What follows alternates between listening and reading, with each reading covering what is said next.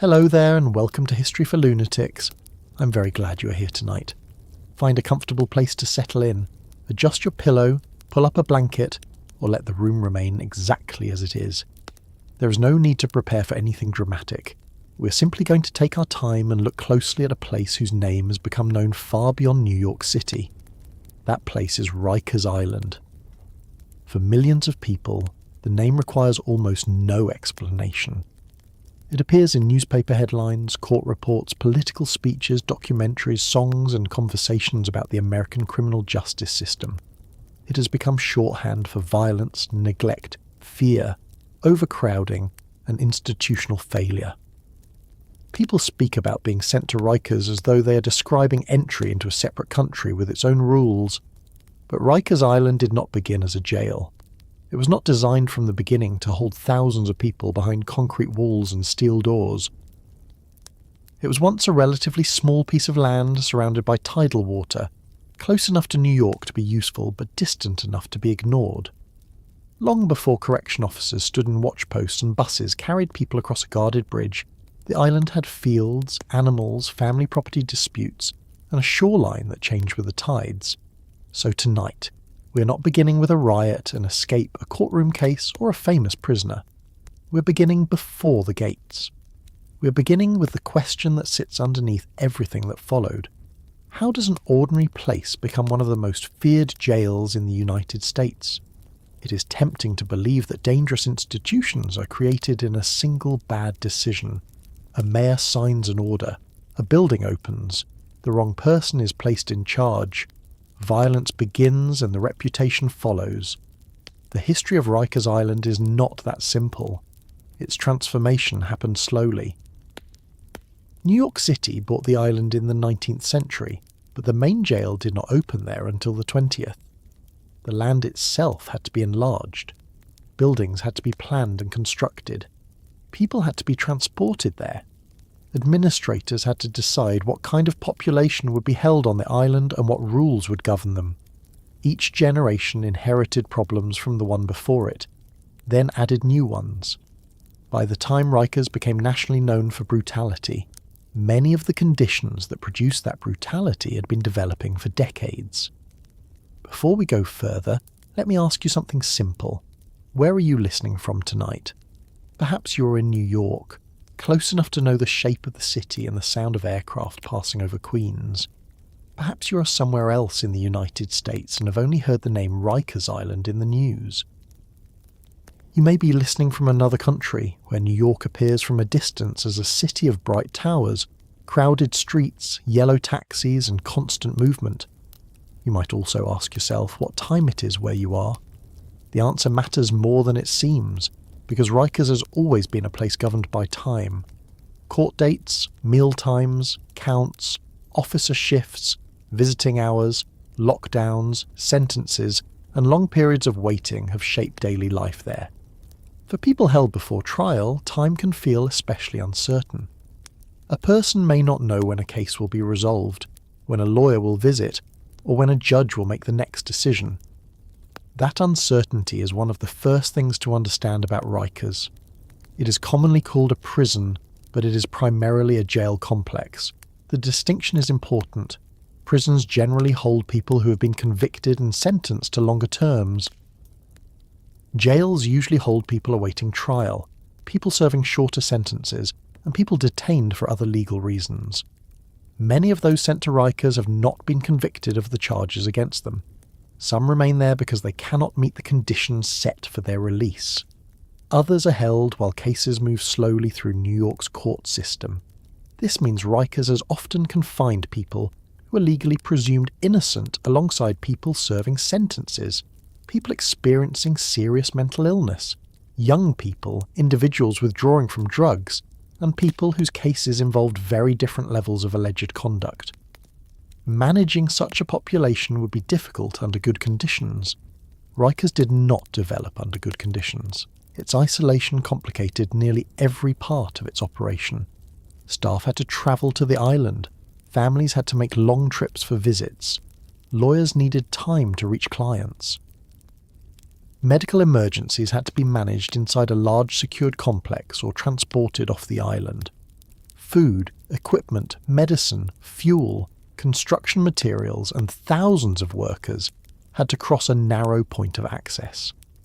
Isolation was originally presented as an advantage. City officials believed that removing jails from crowded neighbourhoods could provide space, order, and control. On an island, escape would be harder. Expansion would be easier. The jail population could be moved away from the public, while old detention facilities in Manhattan might finally be closed or reduced. That reasoning probably sounded practical in government offices. The city was growing. Its existing jails were aging. Some were notorious long before Rikers became notorious. Officials faced repeated criticism over crowding, sanitation, corruption, and poor treatment. An island facility seemed to offer a clean start. New York City has often responded to an old institutional failure by building something larger. The larger structure is introduced as modern. It will have better ventilation, better supervision, more professional staff, improved medical care, and enough space to separate different groups. The opening ceremony arrives with speeches about reform. Photographs are taken. Reports describe a new era. Then the population rises. Budgets tighten. Buildings deteriorate. Political attention moves elsewhere. Temporary measures become permanent, and the institution created to solve the last crisis becomes the centre of the next one. Rikers followed this pattern with unusual consistency. The city purchased the island in 1884 for $180,000. At that time, the land was much smaller than the island most New Yorkers know today. It covered fewer than 100 acres. Over the following decades, New York expanded it dramatically using landfill, including enormous quantities of refuse and ash. The modern island covers more than 400 acres. That physical growth matters because the jail complex was built on land the city created by dumping material into the surrounding water. The ground beneath parts of Rikers was unstable, uneven, and affected by the gradual decomposition of buried waste. The island's expansion was not simply an engineering project. It was connected to the way New York managed the unwanted products of urban life. The city sent its waste there. Later, it sent people there. That fact has often encouraged symbolic comparisons, but the practical consequences are enough on their own. Constructing heavy buildings on landfill presents serious difficulties. Roads settle. Foundations shift. Pipes break. Maintenance becomes expensive. Methane and other gases can collect underground. An institution already difficult to operate because of its location becomes even more difficult when the land itself requires constant attention. None of this made violence inevitable. It did, however, create an environment in which failure could spread. When a jail is hard to reach, public observation becomes less frequent. When families struggle to visit, people in custody become more isolated. When buildings deteriorate, daily frustrations increase. When staffing is inadequate or poorly supervised, informal systems of control begin to replace official ones. When court delays keep people waiting for long periods, tension grows. When mental illness is handled through confinement instead of treatment, officers and detainees are placed in situations they are not equipped to manage. The danger associated with Rikers was never caused by one group alone. It cannot be explained simply by saying that violent people were sent there, nor can it be explained by claiming that every correction officer was abusive or that every administrator was indifferent.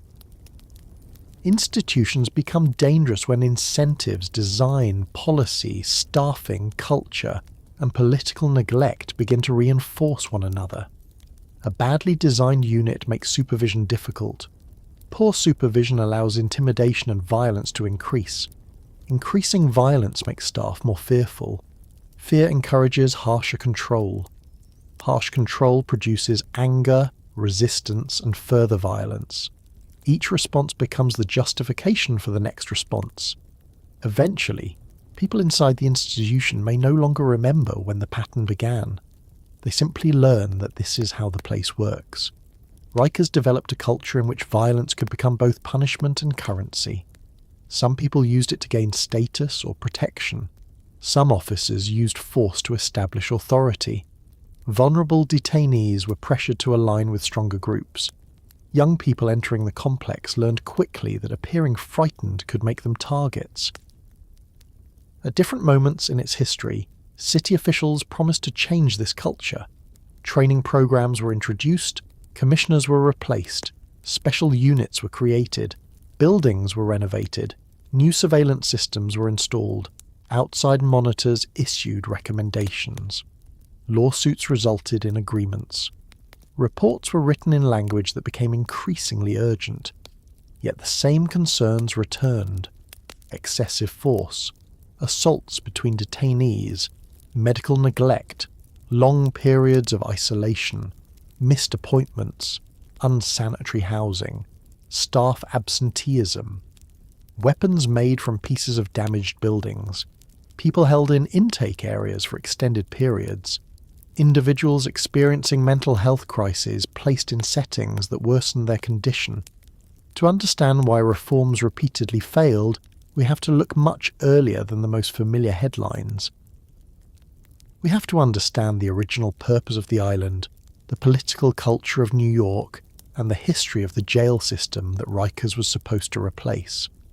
We also have to understand the family whose name remained attached to the land. The Riker family had owned the island for generations before the city purchased it.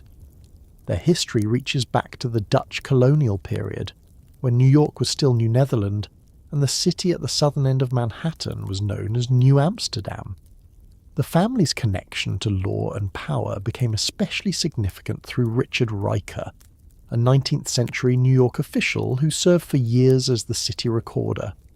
The recorder held major judicial authority and played an important role in the criminal courts.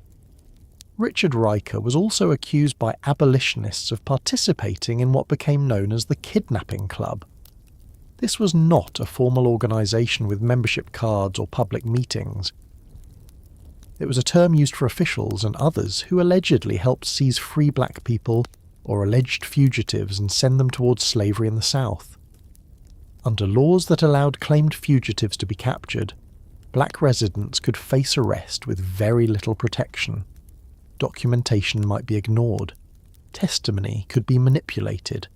A person who had lived freely in New York could be placed in chains and taken away.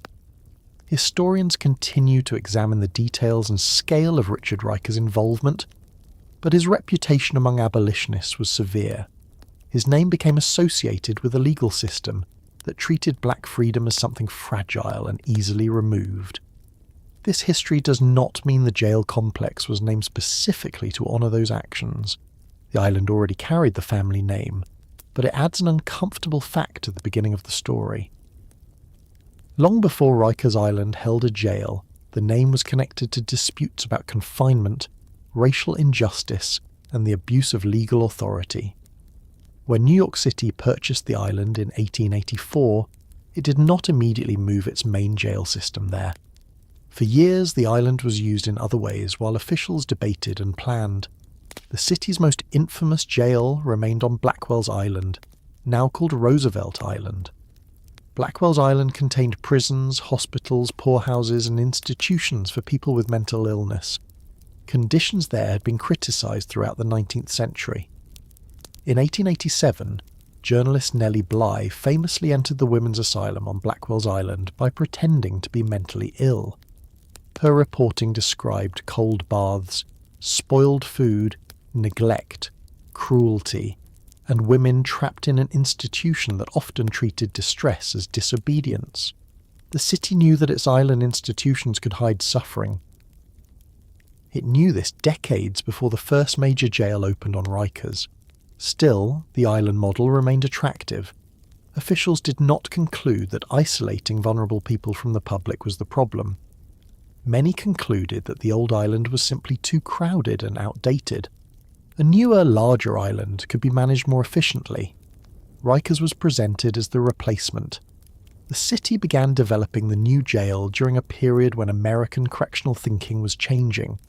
reformers increasingly spoke about rehabilitation, classification, education, medical treatment, and professional administration. Older jails were condemned as filthy warehouses where different kinds of detainees were mixed together without planning. A modern facility, reformers argued, could do better. People could be separated according to age, legal status, health, and behaviour. Staff could be trained. Clean dormitories could replace dark cells. Exercise, work, and structured routines could reduce disorder. These ideas were not meaningless. Some officials genuinely wanted improvement. Some correction officers and medical workers tried to provide humane care under difficult conditions.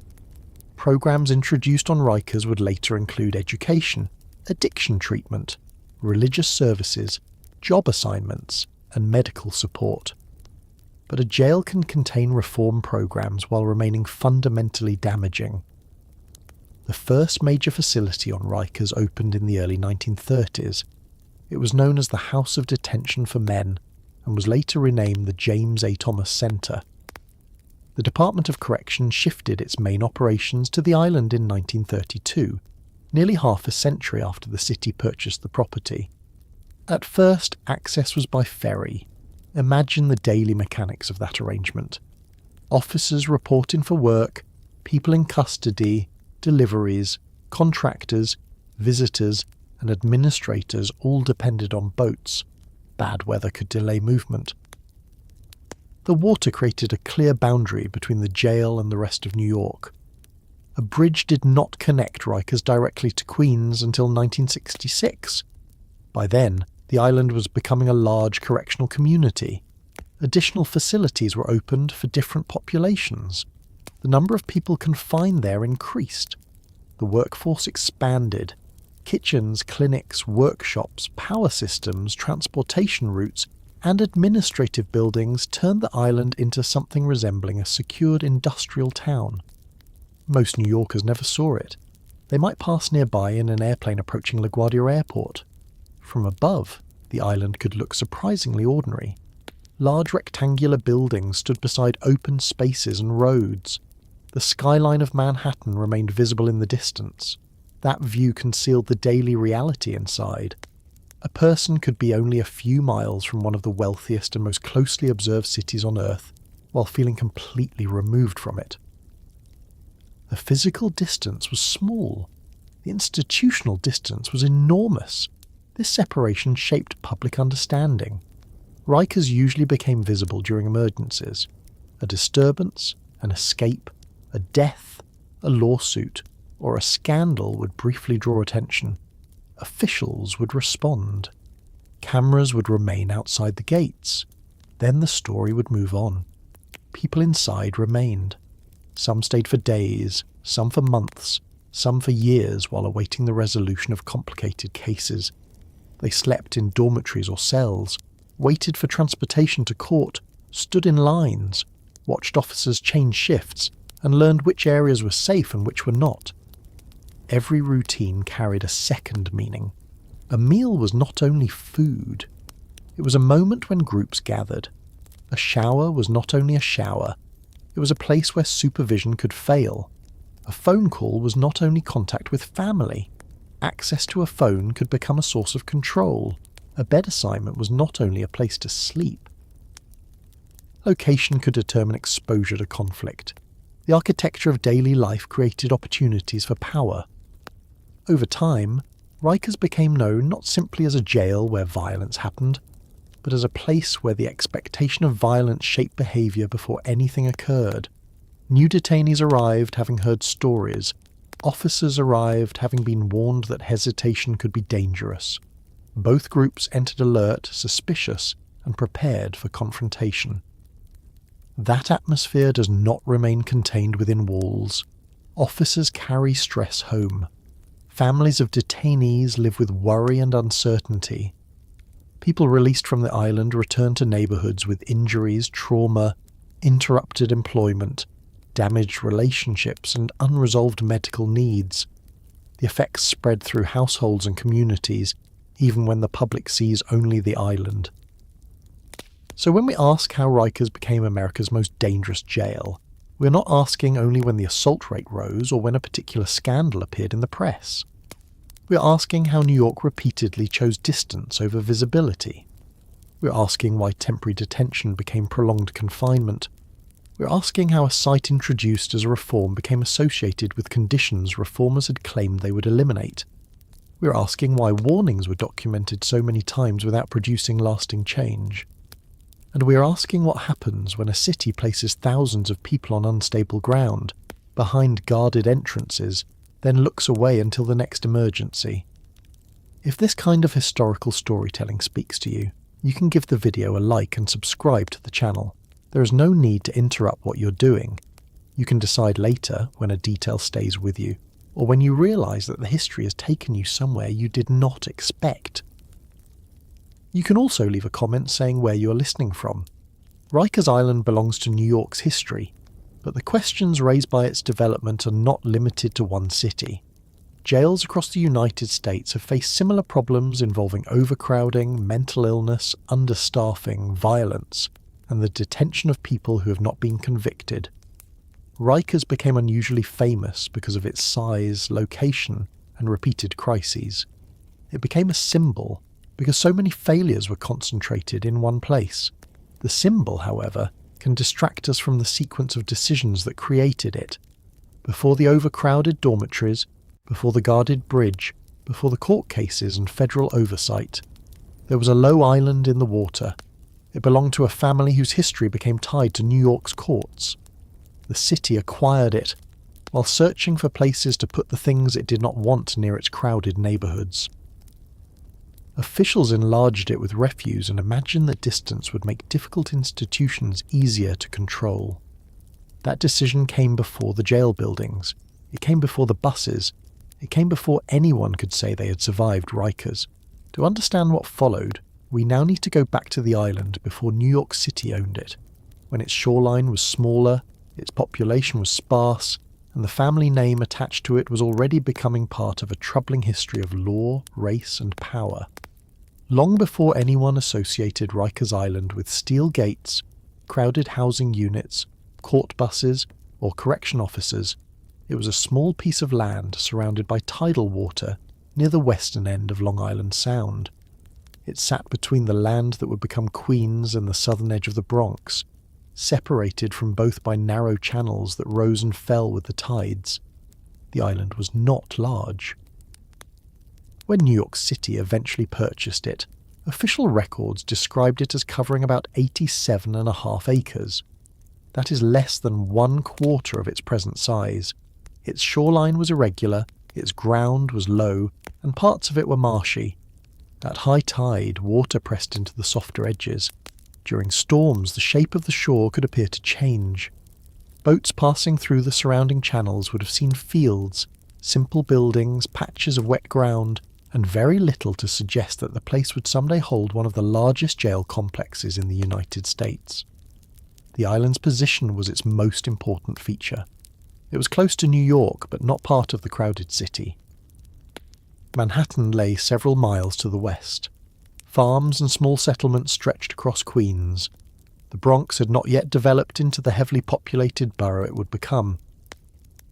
For much of the island's early recorded history, the surrounding area was a mixture of waterways, meadows, farmland, villages, and estates.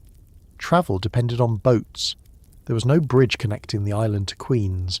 There were no paved roads crossing its centre, no buses arriving through guarded checkpoints, and no aircraft descending toward LaGuardia Airport, which did not yet exist. Anyone going to the island had to plan the journey around the water, the weather, and the availability of a vessel. This made the island useful to people who wanted privacy, agricultural land, or separation from the city. It also made it inconvenient. Every animal, tool, building material, visitor, and piece of produce had to travel by boat. A broken piece of equipment could not simply be replaced with a short trip to a nearby store.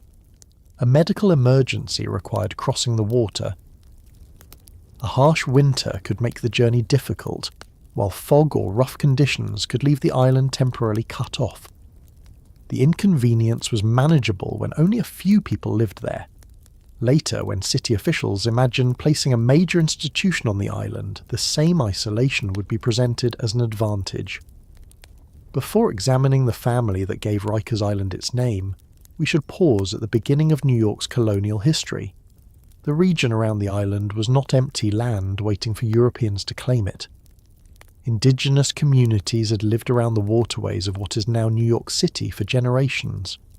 The broader area was part of a complex world of Lenape-speaking peoples and neighbouring groups whose lives depended on seasonal movement, fishing, hunting, planting, trade, and detailed knowledge of the rivers and tidal channels.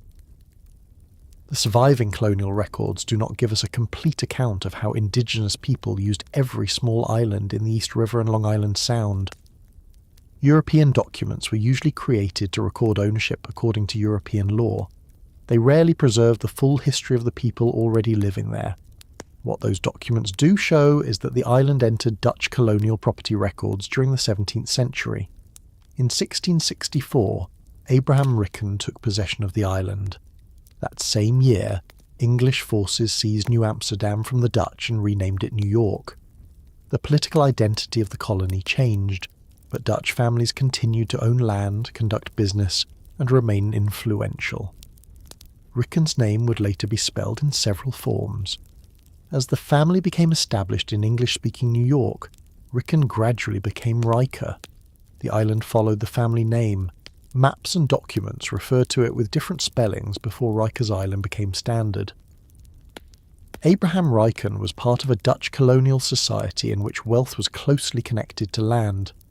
Property provided crops, animals, rent, social standing, and political influence. An island near the city could be used for farming while remaining protected from some of the disputes and movements occurring on the mainland. The land passed through generations of the family. For much of that period, life on the island would have been defined by ordinary agricultural work.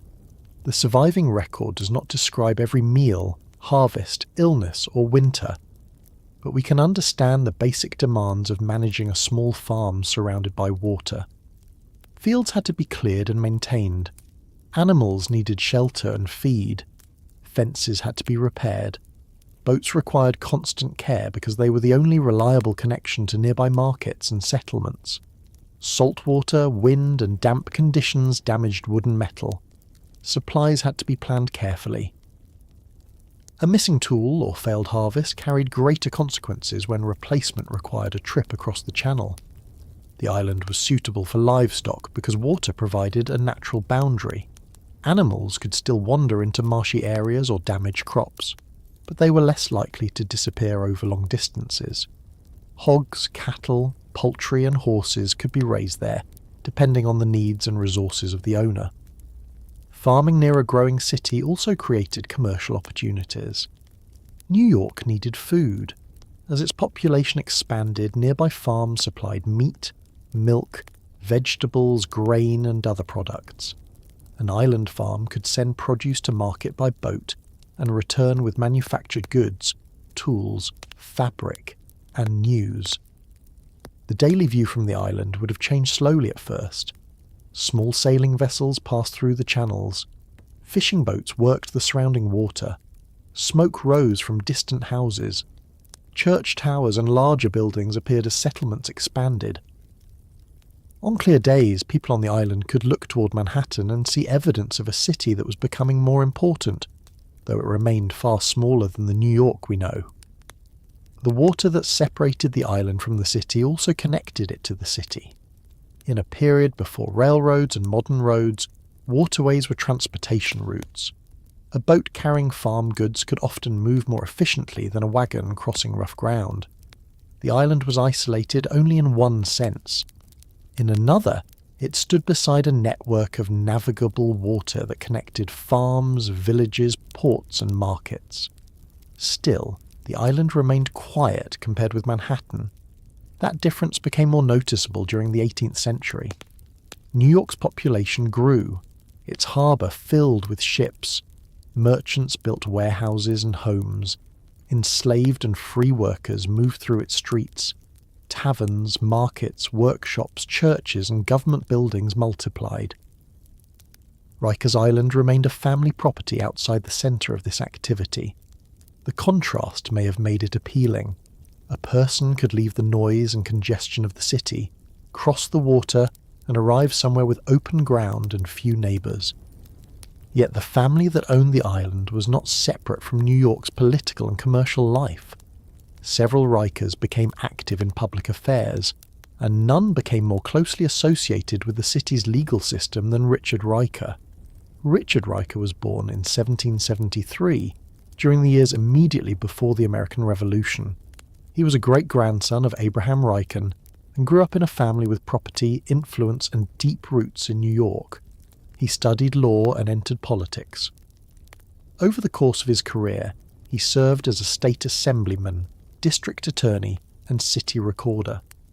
The title of recorder may sound like a clerical position, but it carried considerable power. The recorder was a senior municipal official who presided over important criminal matters and participated in the government of the city. Richard Riker held the office for long periods between 1815 and 1838.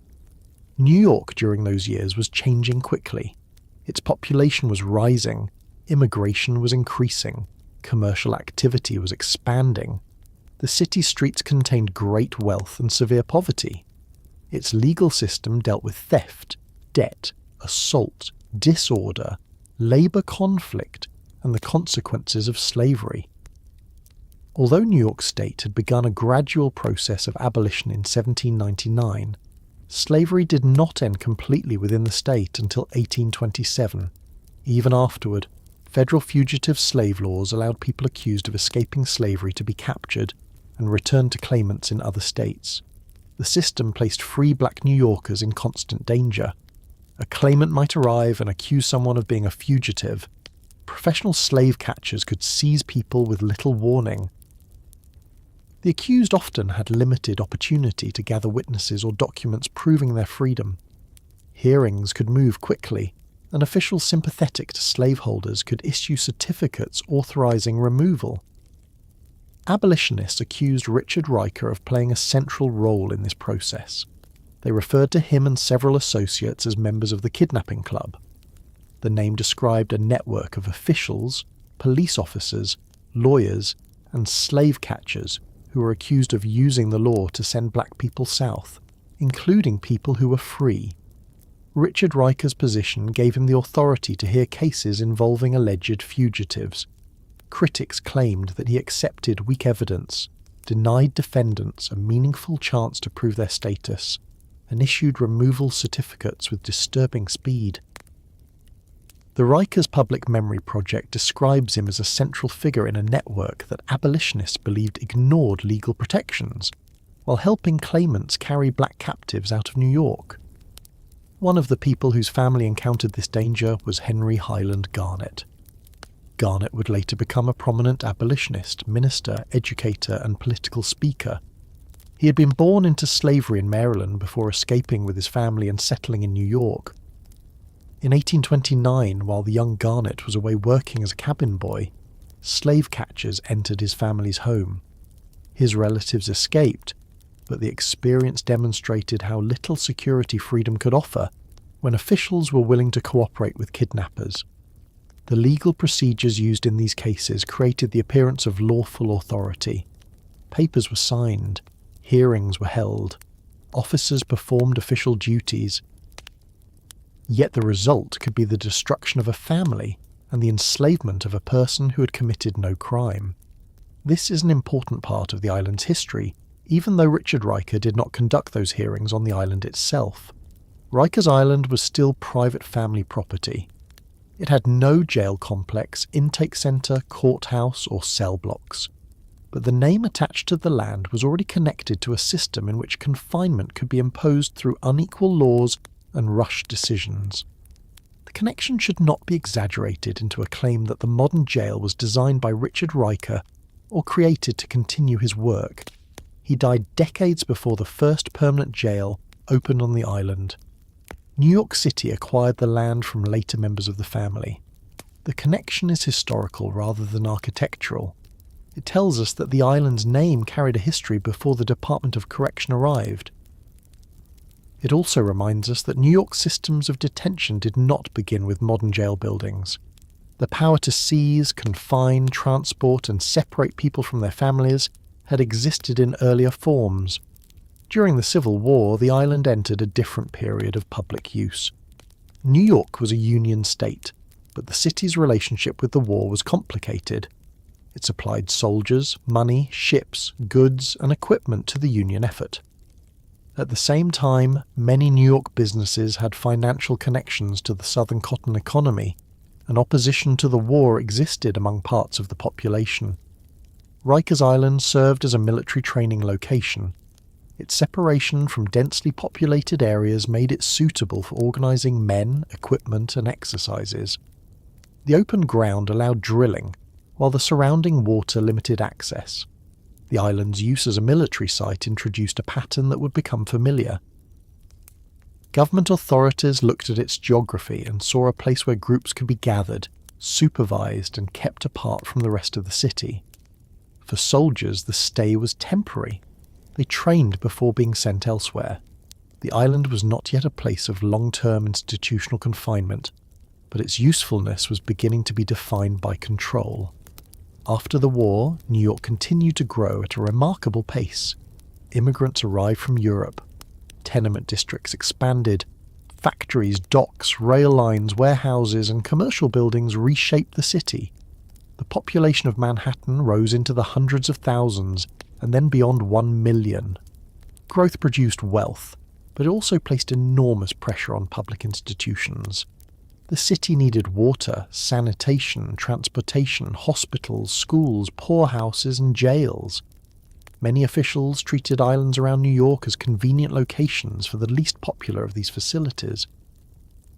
Blackwell's Island held a penitentiary, workhouse, hospitals, and an asylum. Ward's Island was used for hospitals, immigration facilities, and burial grounds. Randall's Island contained institutions for children and other dependent populations.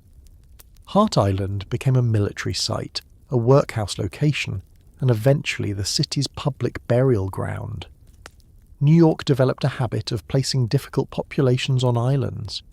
The water created distance without requiring travel far beyond the city. Institutions remained under municipal control, but they were removed from ordinary streets and neighborhoods. Residents did not have to pass their walls during a daily walk. Visitors faced inconvenience. Journalists and reformers needed boats, permission, and time to inspect conditions. Isolation made management appear easier.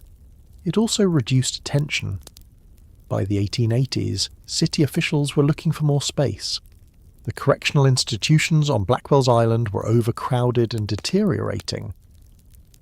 Reformers and administrators complained about conditions. Expanding on a new island seemed more practical than continuing to repair old buildings.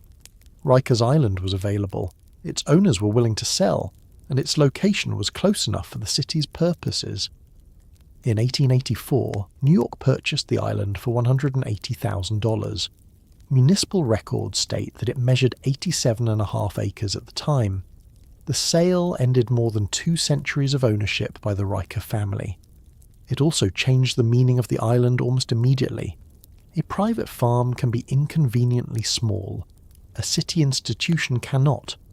If officials wanted to build a major jail, workshops, housing, roads, docks, storage buildings, and support facilities, 87 acres would not be enough. The city began considering how to make the island larger. The simplest answer was already being produced every day in enormous quantities: garbage. New York in the late 19th century generated mountains of household refuse, coal ash, street sweepings, construction debris, animal waste, spoiled food, and industrial material. Sanitation systems were incomplete. Waste accumulated in streets, yards, docks, and dumping grounds. Some was carried out to sea, some was burned, some was used to fill marshes and extend shorelines. Rikers Island offered a place to put it. In the years following the purchase, municipal plans combined correction, labour, agriculture, and waste disposal. People held by the city could work on the island. They could raise food, maintain property, and participate in the labour of expanding the land. A penal farm began operating there. Incarcerated workers harvested vegetables and raised hogs, whose meat could be used to supply people held in other city institutions. Poultry operations, a slaughterhouse, and additional agricultural work followed. Officials could describe this arrangement as productive and reforming. Work was supposed to impose routine, reduce idleness, and help institutions support themselves. Farming in the open air appeared healthier than confinement in crowded buildings. The city could produce food while lowering costs. The reality of penal labour was more complicated. People in custody did not negotiate their conditions like ordinary workers. They had limited power to refuse assignments or challenge unsafe treatment. Their work benefited the institution that confined them. Labour presented as rehabilitation could also become exploitation, especially when oversight was weak. The island now contained the beginnings of its future system. People were brought there under government authority. They worked on land separated from the public. The city used their labour to maintain and expand an institution. Their daily experience attracted little attention beyond administrative reports. Yet Rikers Island still did not resemble the jail complex that would come later. There were no vast rows of secure housing. Much of the island remained open ground. Farm animals moved through fenced areas. Boats arrived at docks. Workers handled crops, tools, feed, and waste. From a distance, it might have looked more like an unpleasant municipal farm than the foundation of a major detention centre. The smell would have revealed the change. Beginning in the 1890s, large-scale dumping transformed the island. Barges carried refuse from the city and unloaded it along the shore. Piles grew. Smoke and odour travelled across the water. Nearby residents complained that the stench reached their homes and made them ill. Garbage was not merely placed on the island. It became part of the island. Loads were spread across wet ground and shallow water. Ash and debris accumulated. New surfaces appeared beyond the old shoreline. The original land was gradually buried within a much larger artificial landscape. The quiet family island was disappearing. Its fields were being absorbed by a municipal project that viewed the surrounding water as unused space. The shoreline ceased to be a fixed, natural boundary. It became something engineers and labourers could push outward. Every new section made the future jail more possible. More land meant more buildings. More buildings meant more people could be confined. The distance from the city remained, but the capacity of the island increased. Officials were not yet speaking about Rikers with the fear that would surround it later. Many spoke with confidence. They imagined a modern institution replacing the decayed jails of the past. They believed planning, space, labour and isolation could produce order. The island seemed empty enough to accept whatever the city placed upon it. That assumption guided much of what happened next. Rikers Island had moved from indigenous landscape to Dutch colonial property, from family farm to military training ground, from private estate to municipal land, and from municipal land to penal farm and dumping site. None of these changes occurred overnight. Each one made the following use easier to imagine. By the end of the 19th century, the city no longer saw Rikers as a quiet island near Queens. It saw acreage, it saw distance, it saw a place for waste, labour, and confinement. What it did not see clearly was that the ground being created beneath its future jail would bring problems of its own. The refuse piled along the shoreline did not become stable land simply because officials drew a new boundary on a map. It settled, shifted, released gas, attracted pests, and changed the water around it. Before New York could build its promised modern jail, it first had to build the island on which that jail would stand. By the beginning of the 20th century, New York had acquired Rikers Island, enlarged its shoreline with refuse, and begun using parts of the property for correctional labour. The city still had not solved the problem that had led officials to look toward the island in the first place. Its jails were old, crowded, badly managed, and scattered across institutions created during an earlier period of New York's growth. The centre of the system remained Blackwell's Island, the narrow strip of land in the East River now called Roosevelt Island. For generations, New Yorkers had sent people there whom the city wanted to confine, treat, employ, reform, or simply remove from public view. The island held a penitentiary, a workhouse, hospitals, an almshouse, and institutions for people with mental illness. These organisations served different purposes on paper, but their populations often overlapped. Poverty could lead a person into the workhouse. Illness could result in institutional confinement. A short criminal sentence could place someone beside people held under very different circumstances. By the time the Department of Correction became an independent municipal agency in 1895, Blackwell's Island was already associated with neglect and scandal. The new department inherited the penitentiary and workhouse there, along with the tombs in Manhattan, several district prisons, and the city cemetery on Hart Island. Its first recorded population included approximately 2,650 people in custody across the system. Creating a separate Department of Correction was supposed to improve accountability. Before the change, correctional institutions had been managed together with hospitals, almshouses, and other public charities. The combination reflected an older belief that poverty, illness, dependency, and criminal behaviour belonged within the same broad administrative category. Splitting the agencies allowed correction officials to concentrate on jails and penal institutions. It also made it easier to identify who was responsible when conditions failed. A new agency, however, could not make old buildings new. The penitentiary on Blackwell's Island had been constructed during the first half of the 19th century. Its heavy stone walls and tiered cells belonged to an era when reformers believed architecture could impose discipline. People were separated from ordinary society, placed under strict routines, and made to work. Silence, order, and isolation were often treated as methods of moral improvement. Those theories had rarely survived contact with daily reality. The cells deteriorated. Plumbing systems became inadequate. Ventilation was poor.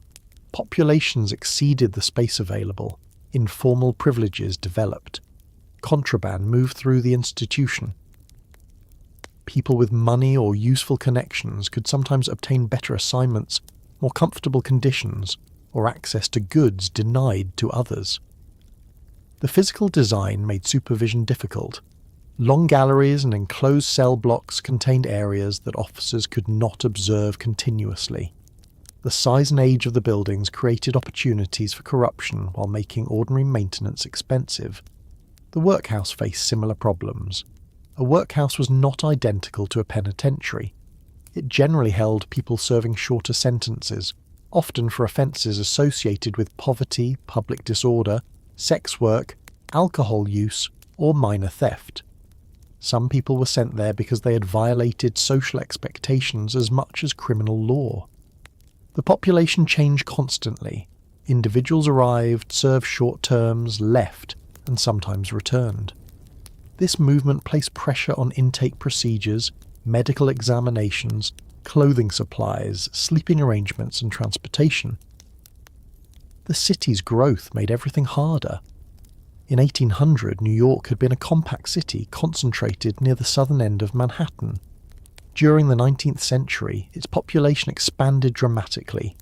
Immigration brought hundreds of thousands of people from Ireland, Germany, Italy, Eastern Europe, and elsewhere.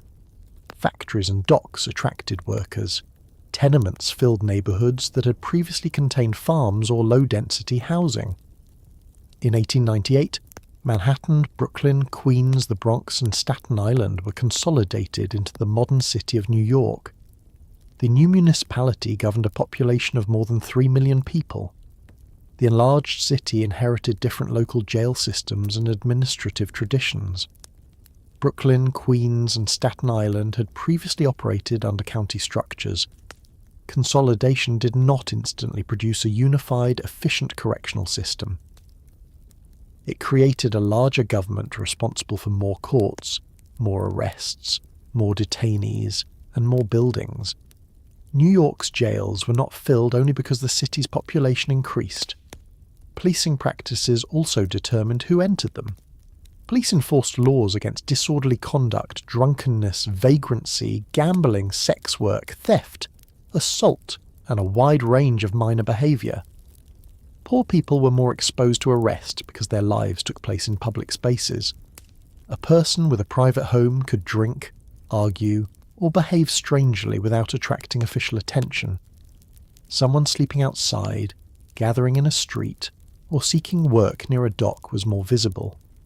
The jail system therefore absorbed many of the city's social problems. People experiencing mental illness entered custody because adequate treatment was unavailable. Those with alcohol or drug dependence were arrested repeatedly. Immigrants who spoke little English struggled to understand court procedures. People unable to afford private attorneys or financial conditions of release waited behind bars while their cases moved through crowded courts. The jail became a temporary answer to problems that other city institutions had failed to address. Temporary answers have a way of becoming permanent when they are hidden. Blackwell's Island helped keep the consequences away from the centre of Manhattan. Boats carried people across the river. Once there, they disappeared from ordinary city life. Families needed time and permission to visit. Journalists and reformers could not simply walk through the buildings. Nellie Bly's famous investigation of the women's asylum in 1887 had already demonstrated what could happen when an outsider entered one of the island's institutions and described it to the public. Bly reported cold baths, poor food, filthy conditions, physical mistreatment, and women whose distress was made worse by the institution supposedly responsible for their care. Her work brought public attention and pressure for reform. The lesson might have been that isolation allowed abuse to survive. New York often drew a different conclusion. It decided that the problem was the particular building, administrator, or system currently under criticism. Replace it, rename it, or reorganize it, and the island model could continue. Blackwell's Island itself was renamed Welfare Island in 1921. The new name suggested care rather than punishment. It did not repair the penitentiary. Officials had discussed transferring correctional operations to Rikers for years. The law establishing the Independent Department of Correction had anticipated the eventual movement of people away from Blackwell's Island. Yet plans moved slowly. Building a new jail required money, political agreement, engineering work, and a clear idea of what the new institution should contain. New York rarely possessed all four at the same time. Rikers was also not ready. The island was being enlarged, but landfill operations created unstable ground. Docks, roads, drainage, utilities and buildings had to be constructed. The absence of a bridge meant all workers and materials arrived by water. Every stage became more expensive and complicated. Political attention shifted with elections and emergencies. A new mayor might support the project, alter it, or delay it. Commissioners changed. Budgets rose during prosperous years and contracted during economic difficulty. Meanwhile, conditions at the existing jails continued to worsen. Scandals became almost routine. Reports described drug dealing, favouritism, gambling, violence, and the sale of privileges inside the Blackwell's Island Penitentiary. Some officers were accused of cooperating with favoured prisoners.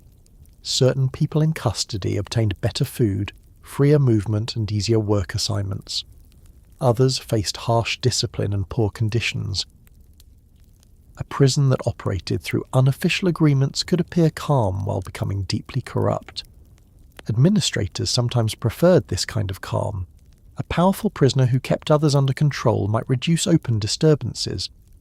An officer who ignored minor contraband could receive information or cooperation in return. The apparent order depended on unequal power. People without protection became vulnerable. Those who refused to participate could be threatened.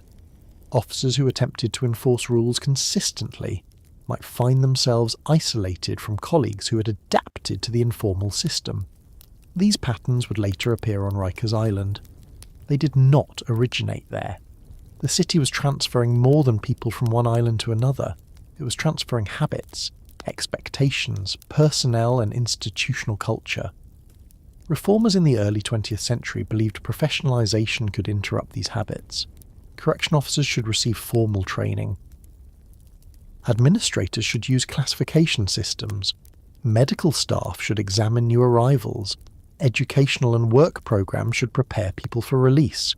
Records should replace arbitrary decisions. Catherine Beament Davis represented this reforming approach. In 1914, she became Commissioner of the Department of Correction, making her the first woman to lead a major New York City municipal agency. Davis was a social scientist and experienced administrator who had previously supervised the Bedford Hills Reformatory for Women. She believed correctional policy should be based on evidence rather than tradition. Under her leadership, officials studied the people entering city custody. They examined age, education, employment, health, family background, and the circumstances connected to arrest. The goal was to understand why people returned and whether different treatment could reduce repeated incarceration. This approach was progressive for its time, but it also carried risks. Early 20th century reformers sometimes treated poverty and criminal behaviour as medical or biological conditions. Testing and classification could become another form of control. Officials might describe certain people as defective, feeble-minded or naturally delinquent using categories that reflected class, racial and gender prejudice. Reform did not automatically mean freedom from harmful assumptions. Even so, Davis and other administrators recognised that placing everyone together in deteriorating buildings was ineffective. Young people should not be housed with experienced adults. Those experiencing illness needed care. People awaiting trial should not necessarily be treated like those serving sentences. The old institutions provided too little space for meaningful separation. Classification required additional housing units, medical facilities, classrooms, workshops, and trained staff. Blackwell's Island could not easily provide them. Rikers appeared to offer room for a complete redesign. Officials began imagining a correctional campus rather than a single prison. Different buildings could hold different populations. Open areas could support farming, exercise, and work. Modern sanitation systems could replace failing pipes. New kitchens, laundries, clinics, and workshops could serve the whole institution. The idea sounded efficient. It also depended on expansion. Once a city builds a large centralised system, vacant beds rarely remain vacant for long. Police, judges, prosecutors, and administrators begin making decisions with the available capacity in mind. A new jail intended to relieve crowding can encourage the system to hold more people, rather than reduce the number entering custody. New York did not describe the project in those terms. Officials presented Rikers as a humane replacement for unacceptable conditions. The pressure to act increased during the 1920s. Welfare Island's correctional buildings were visibly decaying. The penitentiary had become difficult to defend even by the modest standards of the period. Its age was measured not in years but in generations. New York was now a city of nearly 6 million people. Automobiles crowded the streets. Subway lines reached across the boroughs. Skyscrapers changed the skyline. The city promoted itself as a modern centre of finance, entertainment, publishing, commerce, and technology. Its main penitentiary remained in a structure that observers compared to a medieval fortress. This contradiction embarrassed officials. The city could build bridges, tunnels, subway stations, and monumental public buildings. Surely it could build a modern jail. Plans for Rikers moved forward near the end of the decade. Architectural models showed an orderly complex with large cell blocks, industrial buildings, a hospital, service facilities, and open space. The new penitentiary was designed to hold approximately 1,200 people in individual cells. Individual cells were presented as an improvement over crowding and dormitory disorder. They could provide privacy, reduce conflict and make classification easier. They also allowed strict isolation and close control. The meaning depended on how the facility would be managed. Construction began while New York approached one of the most difficult economic periods in its history. The stock market crashed in 1929, businesses failed, unemployment rose, families lost income and housing, public relief systems struggled to respond. The city faced declining revenue just as demand for government assistance increased. Economic crisis affected the jail population in several ways. Poverty increased the number of people exposed to arrest for minor theft, disorder, and survival-related behaviour. Courts remained active while defendants had fewer resources. People who might once have paid fines or secured release could not do so. At the same time, the Depression supplied the city with unemployed labour and strengthened political support for public construction. Projects promised jobs as well as new infrastructure. Rikers advanced unevenly through these pressures. The site itself continued to create problems. Building on landfill required pilings and careful foundation work. Refuse beneath the surface settled at different rates. Methane gas escaped from decomposing material. Fires could burn within dumping areas. Rats and insects multiplied around waste. The city was trying to present the new penitentiary as clean, modern and scientific while constructing it on an enormous garbage deposit. Officials could not allow that contradiction to dominate the public story. They emphasized equipment, space, and efficiency. The jail would contain a hospital, industrial areas, kitchens, an auditorium, and modern cells. Work programs would keep people occupied.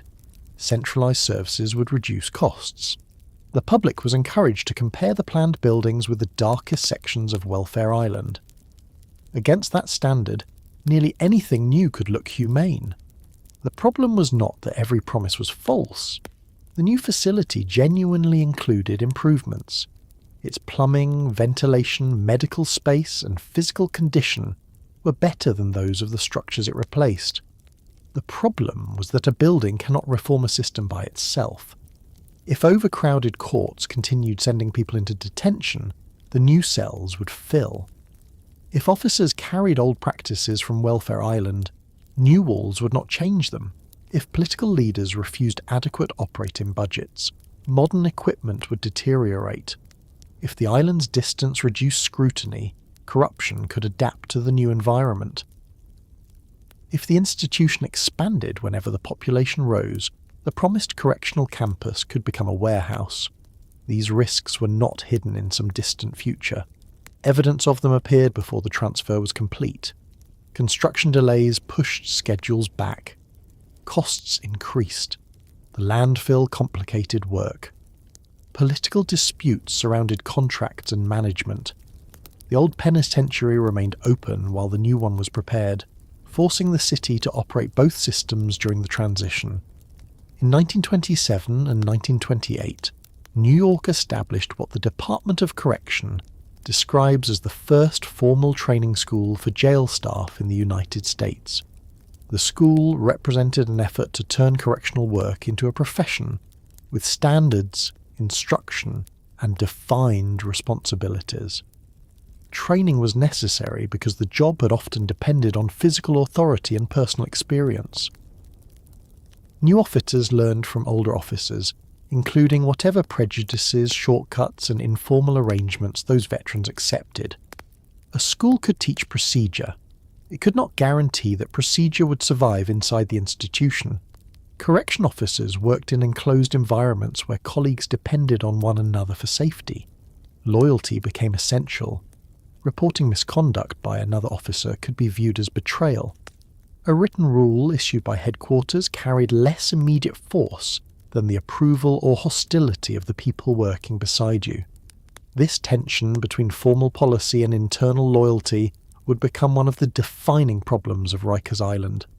For the moment, city officials remained focused on completing the move. The new penitentiary began receiving people in the early 1930s, and the Department of Correction made Rikers its primary base of operations in 1932. The facility, later known as the House of Detention for Men, and then the James A. Thomas Centre became the first permanent jail structure on the island. It was an all-cell building designed for roughly 1,200 people. The transfer did not immediately empty Welfare Island. Old institutions rarely close as neatly as plans suggest. People were moved in stages. Some operations remained while construction continued. Administrators balanced security, transportation, staffing and bed availability. Then a political change accelerated everything. Fiorello LaGuardia became mayor in January 1934 after campaigning against corruption and the political machinery that had dominated much of New York government. He appointed Austin H. McCormick as Correction Commissioner. McCormick was a recognized prison reformer. He believed in education, professional staff, classification, and the possibility of rehabilitation. He also understood that the conditions on Welfare Island could not be corrected through another mild investigation. Soon after taking office, McCormick led a surprise operation at the old penitentiary. Correction officers loyal to the existing administration could have warned favoured prisoners or hidden evidence.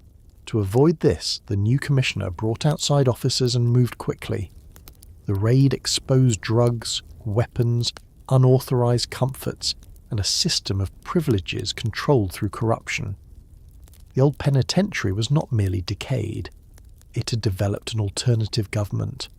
Certain prisoners exercised influence over others. Staff members were accused of tolerating or assisting illegal activity. Rules were applied unevenly.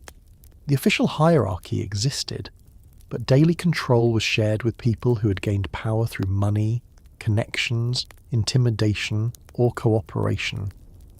McCormick's raid gave the city the public event it needed to close the institution. People remaining on Welfare Island were transferred to Rikers. The old penitentiary and workhouse were abandoned during the middle of the 1930s, ending Blackwell's or Welfare Island's long period as the main centre of New York correctional operations. Newspaper coverage described the move in the language of progress. In 1935, the old cells were characterised as nearly medieval, while the Rikers Penitentiary was described as ultra-modern. Reports drew attention to its hospital, industrial buildings, auditorium, and improved cells. For a person arriving from Welfare Island, the contrast may indeed have been striking. The walls were newer, the equipment functioned. The cells had not yet been worn down by decades of use. The corridors appeared orderly. Officials could point to space for treatment, labour, recreation, and religious services. The transfer looked like the beginning of a better system. It was also the beginning of centralisation on a scale New York had not previously attempted. Rikers would not remain a single penitentiary holding a limited sentence population. The city had created a correctional territory, with room for additional buildings. Every future crisis could be answered by adding another facility. When courts became crowded, Rikers could expand. When a new population needed separate housing, Rikers could expand. When an old borough jail became unacceptable, Rikers could expand. When arrest policies increased detention, Rikers could expand again. The original promise was that space would solve overcrowding. Instead, space gave overcrowding somewhere to go. New York had outgrown its old prisons, but it had not outgrown the policies that filled them. It had replaced worn buildings without resolving the relationship between poverty, policing, bail, court delay, mental illness, and detention. The city had moved its correctional population from one island to another, and called the movement reform. For a time, the newness of Rikers made that claim believable. People entering the penitentiary passed through structures that had not yet acquired a reputation. Officers reported to a workplace whose customs were still forming. Administrators could imagine that careful classification and productive labour would prevent the corruption of Welfare Island from returning. Beneath them, the landfill continued to settle. Around them, the water maintained the distance that officials considered useful. Beyond the island, New York kept growing, arresting, prosecuting, and sending people into custody. the city had finally constructed the institution it believed would carry its jail system into the modern age. It had done so by concentrating control in a location the public could not easily reach, on land created from millions of tons of material New York had thrown away. The next stage of the island's development would reveal how much confidence officials had placed in that artificial ground, and how the physical effort of building a jail on refuse shaped nearly everything that came after. By the time New York began transferring its correctional system to Rikers Island, the city had already changed the island almost beyond recognition. The original property, purchased in 1884, covered about 87.5 acres. By the middle of the 20th century, the island had grown to roughly 415 acres. Most of that additional ground had not been created with clean soil, brought from some quiet rural quarry. It had been made from the material New York no longer wanted: ashes, street sweepings, broken furniture, construction debris, household rubbish, spoiled goods, and other forms of solid waste carried out by barge and deposited along the shoreline. This expansion was not a minor alteration. The city increased the island to more than 4 times its original size. When people say Rikers Island was built on garbage, they are not using a metaphor. Much of the island was physically made from garbage. The process had begun in the 1890s, only a few years after the municipal purchase. At first, dumping offered a convenient solution to 2 different problems. New York needed somewhere to place enormous quantities of refuse, and the Department of Public Charities and Correction wanted more usable land on Rikers. The city believed one problem could solve the other. Barges loaded with waste travelled through the waterways around Queens and arrived beside the small island. Workers built barriers extending into the surrounding shallows. These structures, sometimes described as crib work, were intended to contain the material as it was unloaded. Stone, timber, and other supports marked the outline of the new shoreline. Refuse was deposited within the enclosed sections until ground gradually appeared where water had been. Photographs from the 1920s show long rows of barges waiting beside the island. They also show structural frames rising from the water, ready to hold the next loads of fill. The images do not resemble the careful construction of an ordinary neighbourhood. They show industrial dumping on a scale large enough to alter geography. The work continued for decades.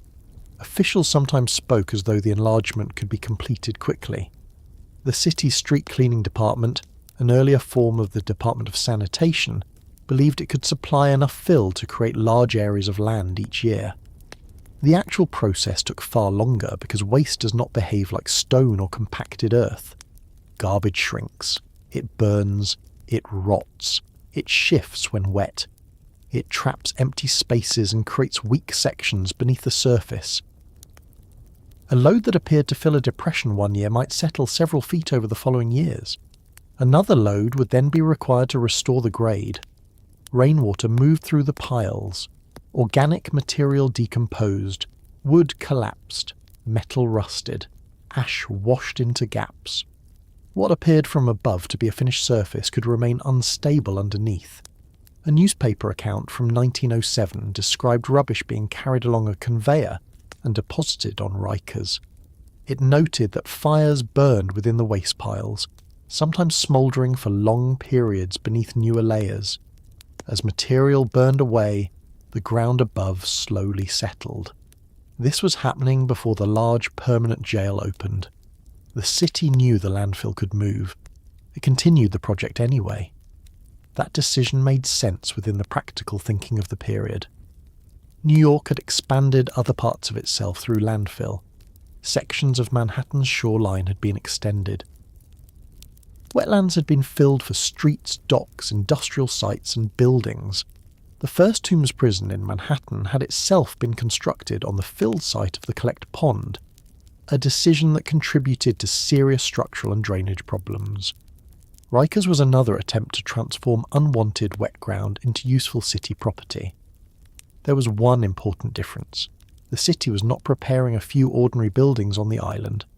It was planning a large correctional system whose operations depended on secure walls, reliable utilities, heavy machinery, roads, cell blocks, kitchens, hospitals, and housing for thousands of people. A crack in an ordinary warehouse could be repaired while work continued elsewhere.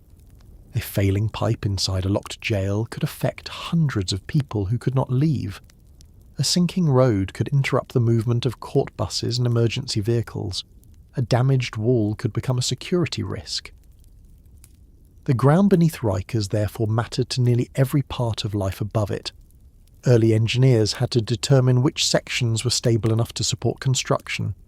In some areas, foundations could not simply rest near the surface. Builders drove piles downward in an effort to reach stronger material capable of carrying the weight. Even that process was difficult. The natural bed around the original island contained organic silt. Filling operations displaced some of this material and trapped some of it below the new ground. As later engineering accounts explained, the result was unstable subsoil conditions. Some early piles supporting buildings did not reach firm rock, leaving them vulnerable when additional fill changed the pressure around them. Imagine placing a row of supports into soft mud and then adding millions of tons of material around them. The weight of the new fill presses downward. The soft layer beneath compresses. The ground settles. Supports that once appeared level begin responding differently depending on what lies below them. One part of a structure may remain nearly fixed while another moves. Walls crack. Doors stop fitting their frames. Pipes bend. Floors become uneven. These effects do not always appear immediately.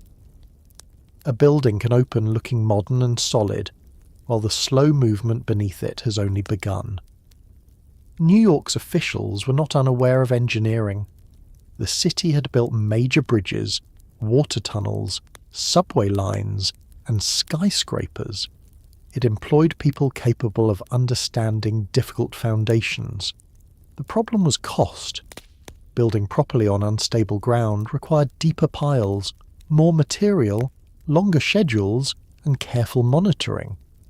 Correctional facilities competed for funding with schools, hospitals, roads, sanitation, housing, and transportation. When budgets became tight, officials faced pressure to reduce expenses. The jail was particularly vulnerable to this pressure because the public rarely demanded attractive or durable conditions for people in custody. Voters might complain loudly about a broken street or an overcrowded school their children attended. Far fewer would see cracked walls inside a jail on an island. Poor conditions could remain out of sight until they became dangerous enough to attract attention. The people performing much of the island's early work had even less political power. Rikers had operated as a municipal penal farm before the main jail complex was established. People held by the city raised crops and animals, maintained facilities, and performed other labour. Incarcerated workers also became part of the island's physical development.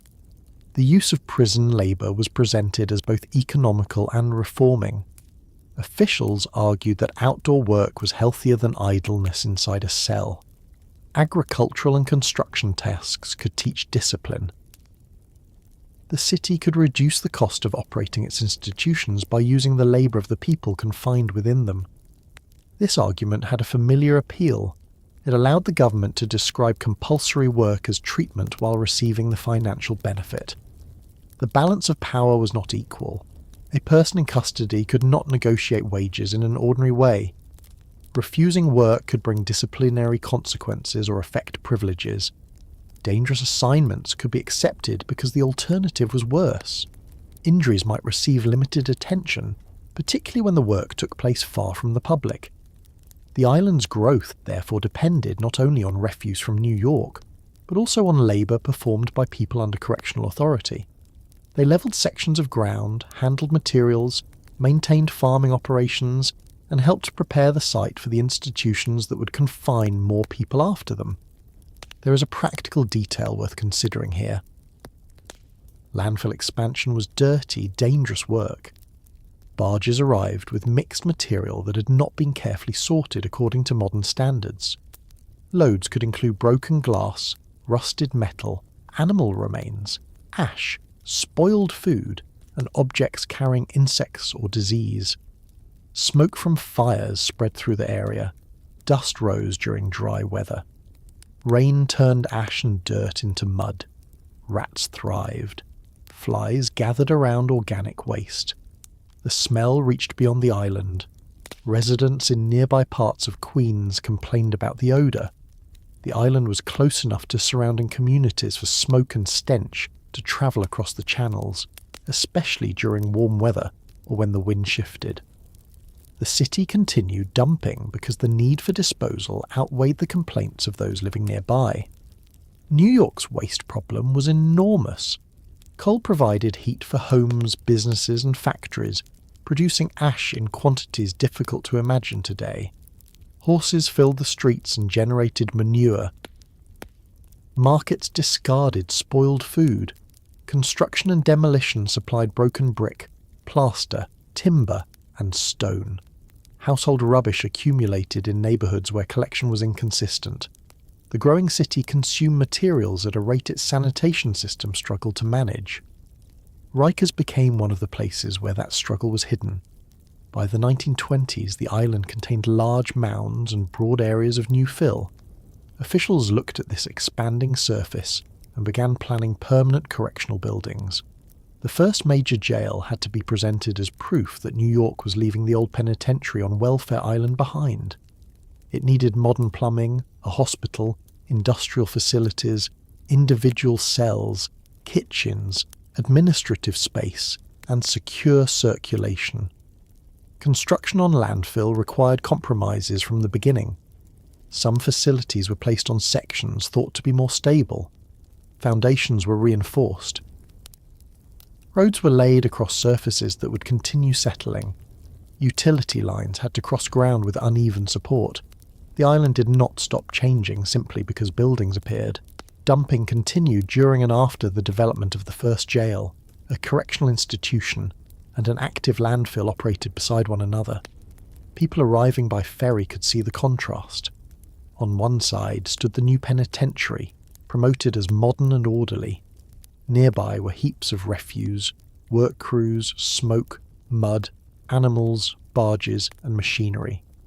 The setting challenged the official message. The city said it was creating a more humane correctional system, while surrounding that system with the physical remains of everything the city had discarded. Again, the symbolism is difficult to ignore, but the direct environmental conditions mattered more. Fires could break out in the waste. Some were visible surface fires. Others burned below ground, moving slowly through combustible material and emerging in unexpected places. The heat could damage nearby structures or create dangerous smoke. Methane formed as organic waste decomposed without oxygen beneath the surface. The gas could travel through soil and collect in enclosed spaces. At high concentrations, it presented risks of fire, explosion and suffocation. Modern studies have continued to examine methane beneath portions of the island because so much of its surface consists of old landfill. A recent city assessment concluded that the age of the waste means the remaining methane is not available in a quantity or quality that would make large-scale recovery useful. The fact that the study was needed generations after dumping began shows how long the physical consequences remained relevant. During the early decades, workers lacked many of the monitoring tools available today. They relied on observation, maintenance and repeated repair. A section settled, so additional material was added. A road sank, so it was raised. A foundation shifted, so the structure was reinforced. A drainage problem appeared, so a channel or pipe was altered. This approach kept the island functioning without resolving the condition beneath it. The method also established an important institutional habit. Rikers would often be repaired in response to visible failure, rather than rebuilt according to long-term need. Emergency work replaced prevention. Temporary structures remained in use. Old buildings were modified beyond their original purpose. Systems created for a smaller population were forced to support larger numbers. This was partly a result of the landfill, but it also reflected the politics of detention. The city reacted to crises faster than it planned for ordinary human needs. The expansion of Rikers overlapped with another enormous project nearby. New York was developing a municipal airport at North Beach in Queens, the site that became LaGuardia Airport. The airport required its own extensive filling and construction. Material and equipment moved through the same general area. The transformation of the local shoreline was part of a larger effort to convert marshes and shallow water into modern urban infrastructure. The continued dumping on Rikers created a problem for the airport. Smoke from landfill fires could interfere with aircraft.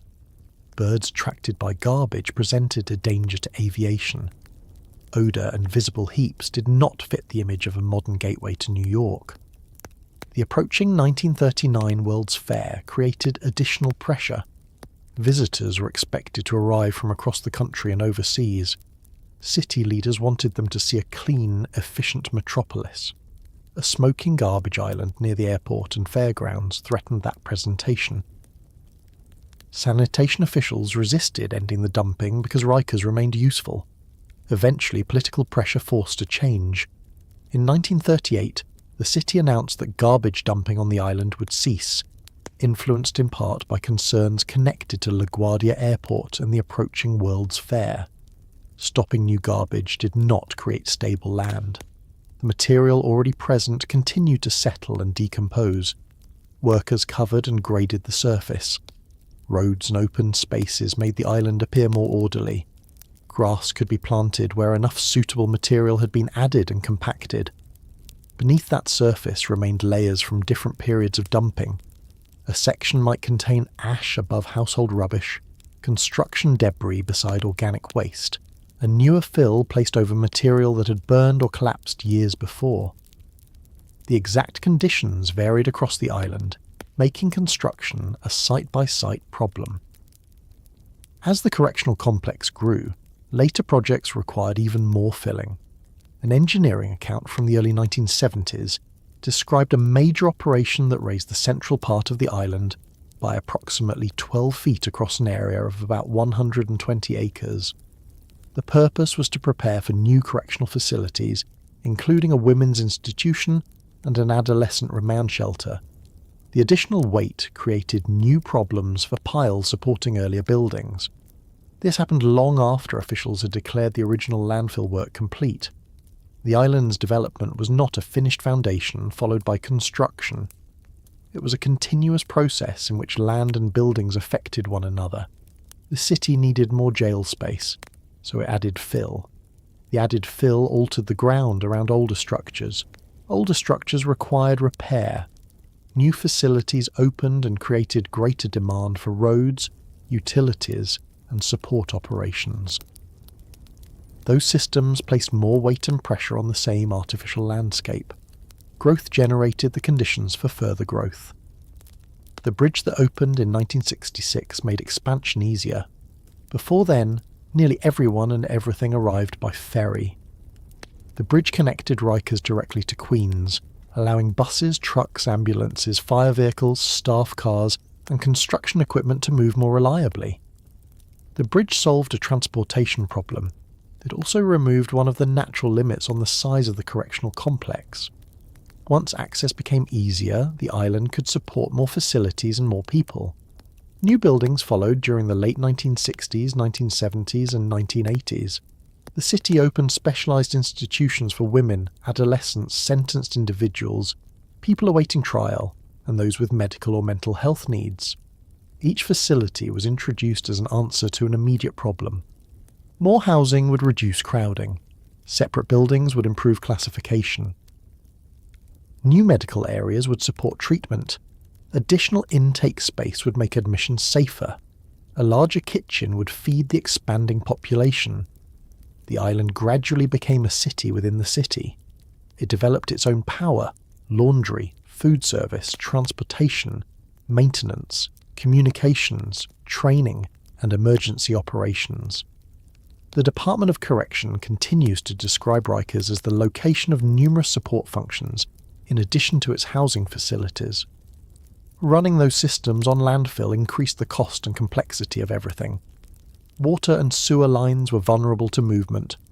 Roads required resurfacing. buildings aged unevenly.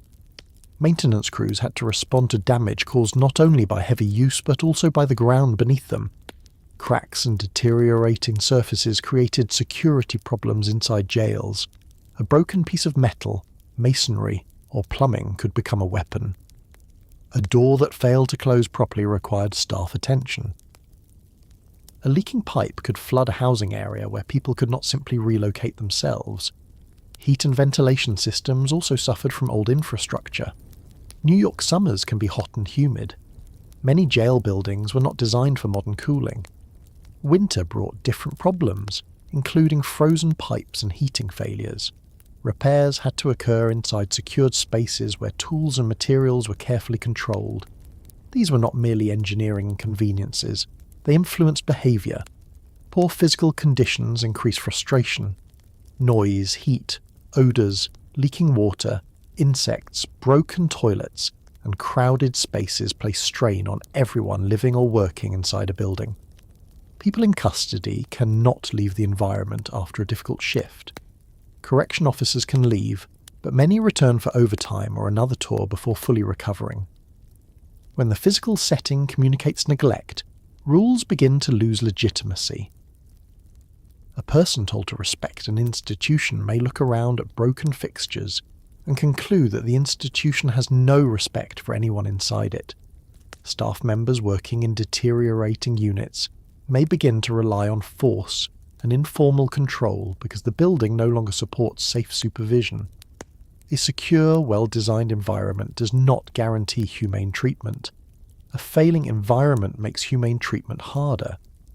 Rikers inherited this difficulty from the moment New York chose landfill as the foundation of its correctional future. The city's belief in the island was based partly on the idea of unlimited space. Whenever the jail system became crowded, officials could look toward an open section and imagine another building.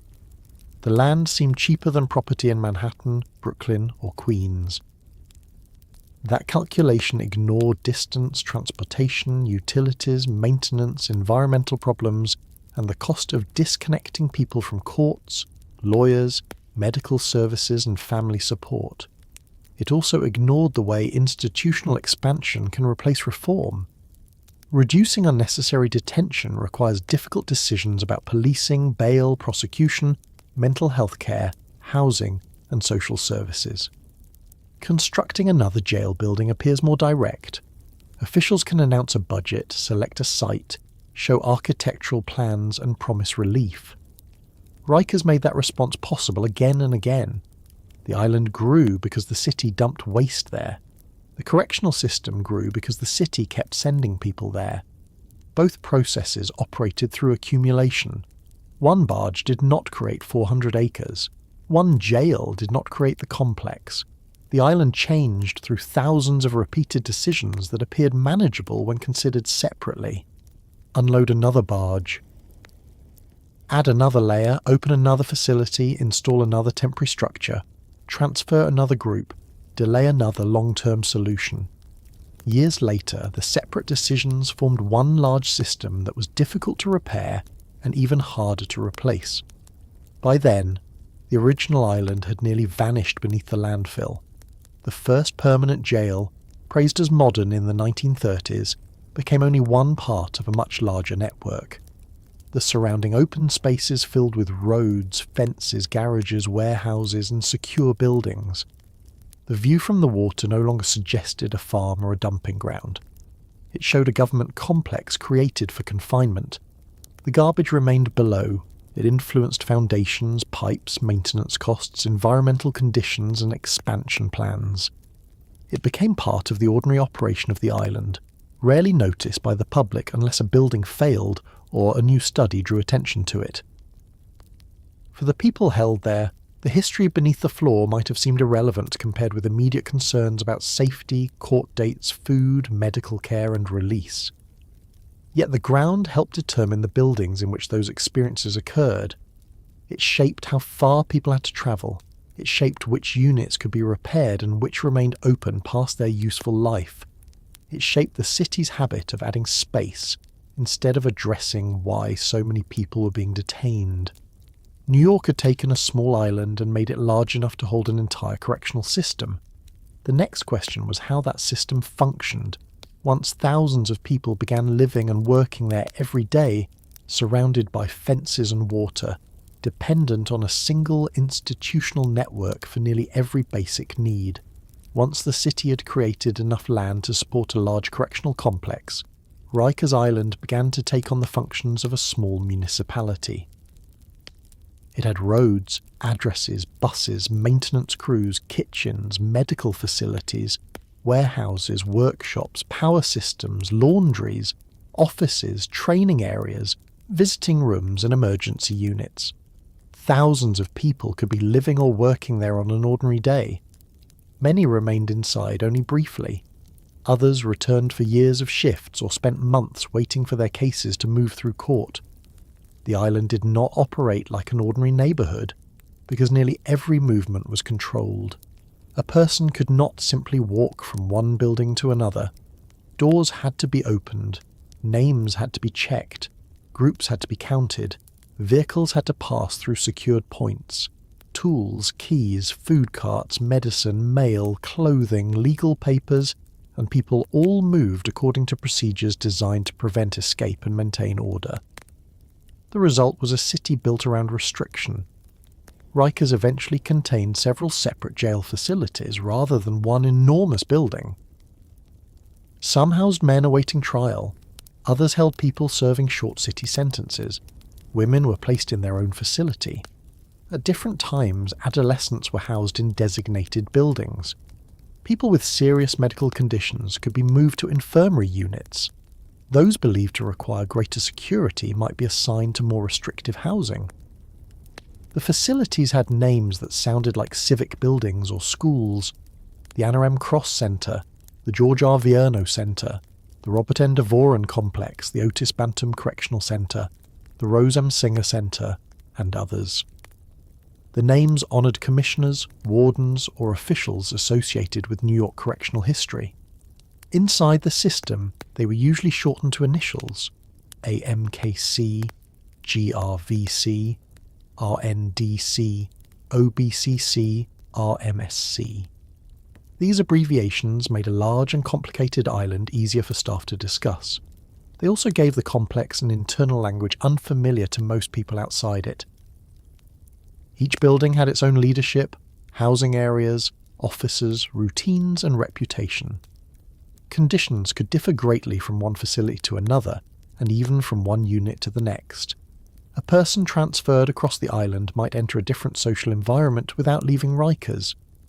The Department of Correction described the island as the location not only of jail facilities, but also of central services including transportation, laundry, food production, canine operations, communications, printing, power, and maintenance. That concentration allowed the system to support a large population without relying on constant trips into the rest of the city for every basic function. It also meant that a failure in one central service could affect the entire island. If a transportation operation fell behind, people missed court appearances. If food delivery was delayed, meals arrived late across multiple buildings. If the power or steam system failed, heat, hot water, cooking, and other essential services could be interrupted. If laundry operations could not keep pace, clean uniforms, sheets, towels, and clothing became hard to supply. A small city can respond to a broken service by directing residents elsewhere. Rikers could not. The people in custody depended almost completely on the institution that confined them. The daily process began before a person reached the island. Someone arrested in New York City usually entered police custody first. The person might be held at a precinct, taken through central booking, interviewed, photographed, fingerprinted, and brought before a judge. At arraignment, the court decided what would happen while the case continued. A person might be released. Bail or other conditions could be set. The case might be resolved quickly. If detention was ordered, the person could be transferred to the Department of Corrections and eventually transported to Rikers. This transfer created the first experience of the island for many people. They were placed in secured vehicles, sometimes after already spending many hours in police and court holding areas. Personal belongings were taken and documented. Clothing might be exchanged for institutional garments. Medical and security questions were asked. Then came the bridge. Since 1966, the Francis R. Buono Memorial Bridge has connected Queens to Rikers Island. Before it opened, transportation relied on ferries. The bridge made the island easier to supply and allowed jail buses, staff vehicles, ambulances, delivery trucks, and construction equipment to travel directly across the water. For a new arrival, the crossing marked a clear boundary. The surrounding city remained visible. Aircraft descended toward nearby LaGuardia Airport.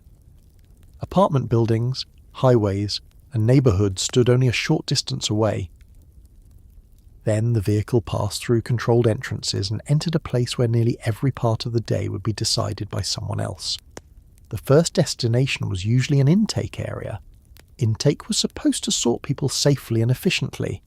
Staff confirmed identity, legal status, medical information, housing needs, and security classifications. Property was inventoried. Searches were conducted.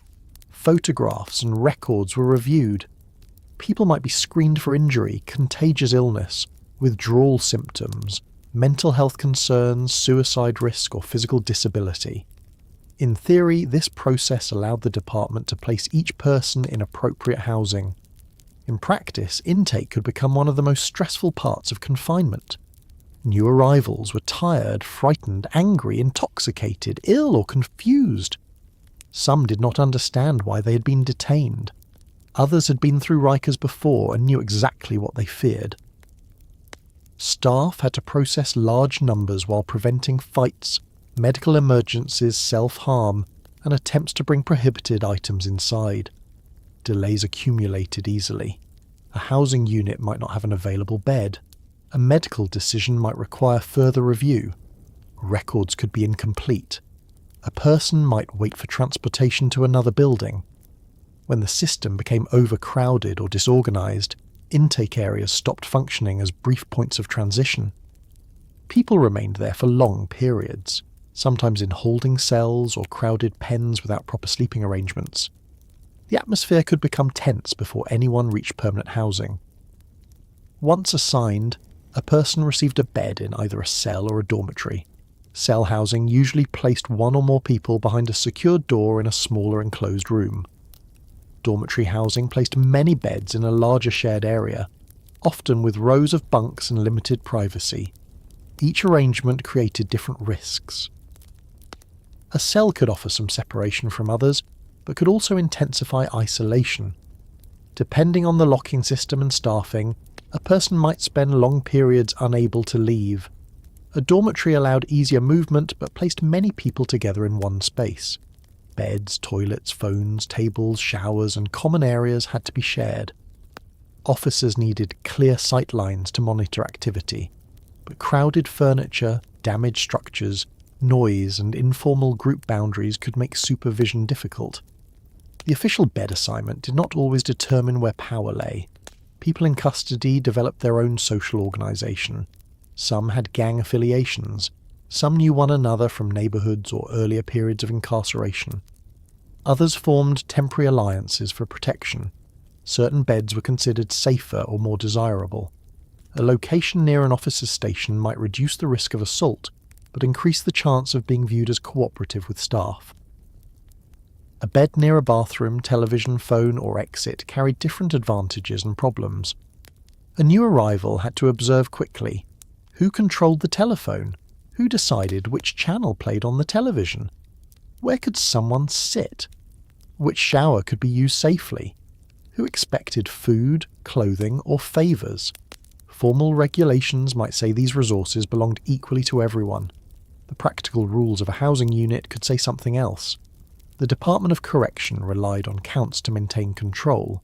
At scheduled times, movement stopped while officers confirmed that every person was present in the correct location. Names, identification numbers, beds, and totals had to match official records. A count that did not balance could delay the whole building. Officers might recount one unit, then another. Corridors could remain closed. Programs, visits, meals, showers, and medical appointments could be postponed until the discrepancy was resolved. From an administrative perspective, the count was basic security. For people waiting behind locked doors, it could become another unpredictable interruption. No explanation was necessary beyond the fact that the count had not cleared. Time on Rikers was therefore measured less by clocks than by institutional events. Wake up, count, breakfast, medication, court movement, recreation, lunch, visits, programs, another count, dinner, lock-in. The schedule looked orderly on paper. Daily reality depended on staffing, security incidents, transportation, maintenance, and the decisions of supervisors. A fight in one corridor could stop movement across a facility. An officer shortage could cancel recreation. A medical emergency could delay a unit. A search for contraband could keep everyone locked in place. A broken door might prevent access to a room. The person in custody had little ability to distinguish a necessary delay from poor organisation. Either way, the day disappeared into waiting. Food had to be prepared in quantities large enough to serve thousands of meals. Rikers developed centralised food operations, including kitchens, bakery functions, storage, delivery systems, and staff responsible for sanitation and dietary needs. Meals had to account for religious requirements, medical diets, allergies, and different age groups. Large-scale correctional food service was a logistical exercise before it was a culinary one. Ingredients arrived by truck. They were inspected, stored, prepared, portioned, loaded onto carts or vehicles, delivered to facilities, passed through secure entrances, and distributed to housing areas. Every stage had to occur at a set time. Security rules limited the knives and tools that could be used. Equipment had to be counted. Workers had to be supervised. Kitchen assignments were often performed partly by people in custody, continuing the island's long history of incarcerated labour. A meal could travel a considerable distance before reaching the person expected to eat it. By then, hot food might be lukewarm, and cold food might have warmed. Portions could be damaged during transport. A delayed housing unit might receive its trays after the planned meal period. For many people, commissary purchases became important because institutional meals offered little choice. Those with money in their accounts could purchase packaged food, toiletries, writing materials, and other approved goods. This created another internal division. A person with family or friends able to deposit money had options. Someone without outside support depended more completely on what the jail supplied. Commissary goods could also become currency. Packaged food, toiletries, stamps, and other items could be traded, borrowed, stolen, or demanded as payment. Even a packet of noodles could carry social meaning in a place where ordinary money was restricted. Laundry operated on a similar scale. Sheets, blankets, towels, jail uniforms, work clothing, and other textiles moved through central collection and cleaning systems. The Department of Correction historically maintained central laundry operations on the island, one of several services required to keep the complex running. Clean clothing was not simply a matter of comfort.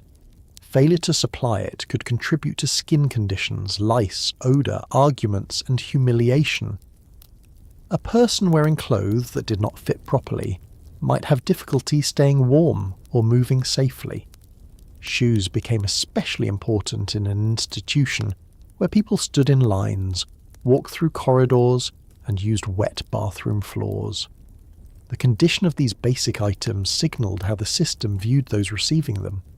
A clean sheet suggested order. A stained mattress, torn uniform, or dirty blanket suggested abandonment. Medical care formed another citywide system within the island. Some people arrived with chronic conditions such as diabetes, asthma, epilepsy, heart disease, or HIV. Others entered while injured, pregnant, withdrawing from alcohol or drugs, or taking psychiatric medication. Rikers needed nurses, doctors, mental health clinicians, pharmacists, dentists, emergency responders, medical records, examination rooms, infirmary beds, and transportation to outside hospitals. The North Infirmary Command included the original hospital building constructed in 1932 and later housed people requiring acute medical care or accessible accommodations. Many needs could not be handled there. The Department of Correction also operated secured wards at Bellevue and Elmhurst hospitals. A person requiring outside treatment had to be restrained and transported under guard, creating a procedure involving medical urgency, security staffing, vehicles, hospital coordination, and paperwork. Routine appointments could be delayed because of the same obstacles. A person might submit a request and wait. An officer had to be available to escort the person. The clinic had to be ready. The housing unit had to be open for movement. No emergency elsewhere could take priority.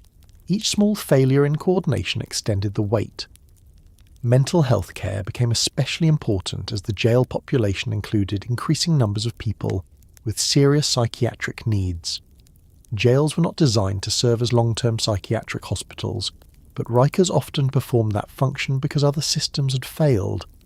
People experiencing paranoia, mania, depression, psychosis, trauma, intellectual disability, or suicidal thinking entered an environment built around obedience and security.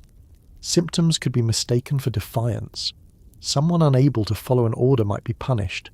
Someone frightened by voices or delusions might react violently to an officer or another detainee.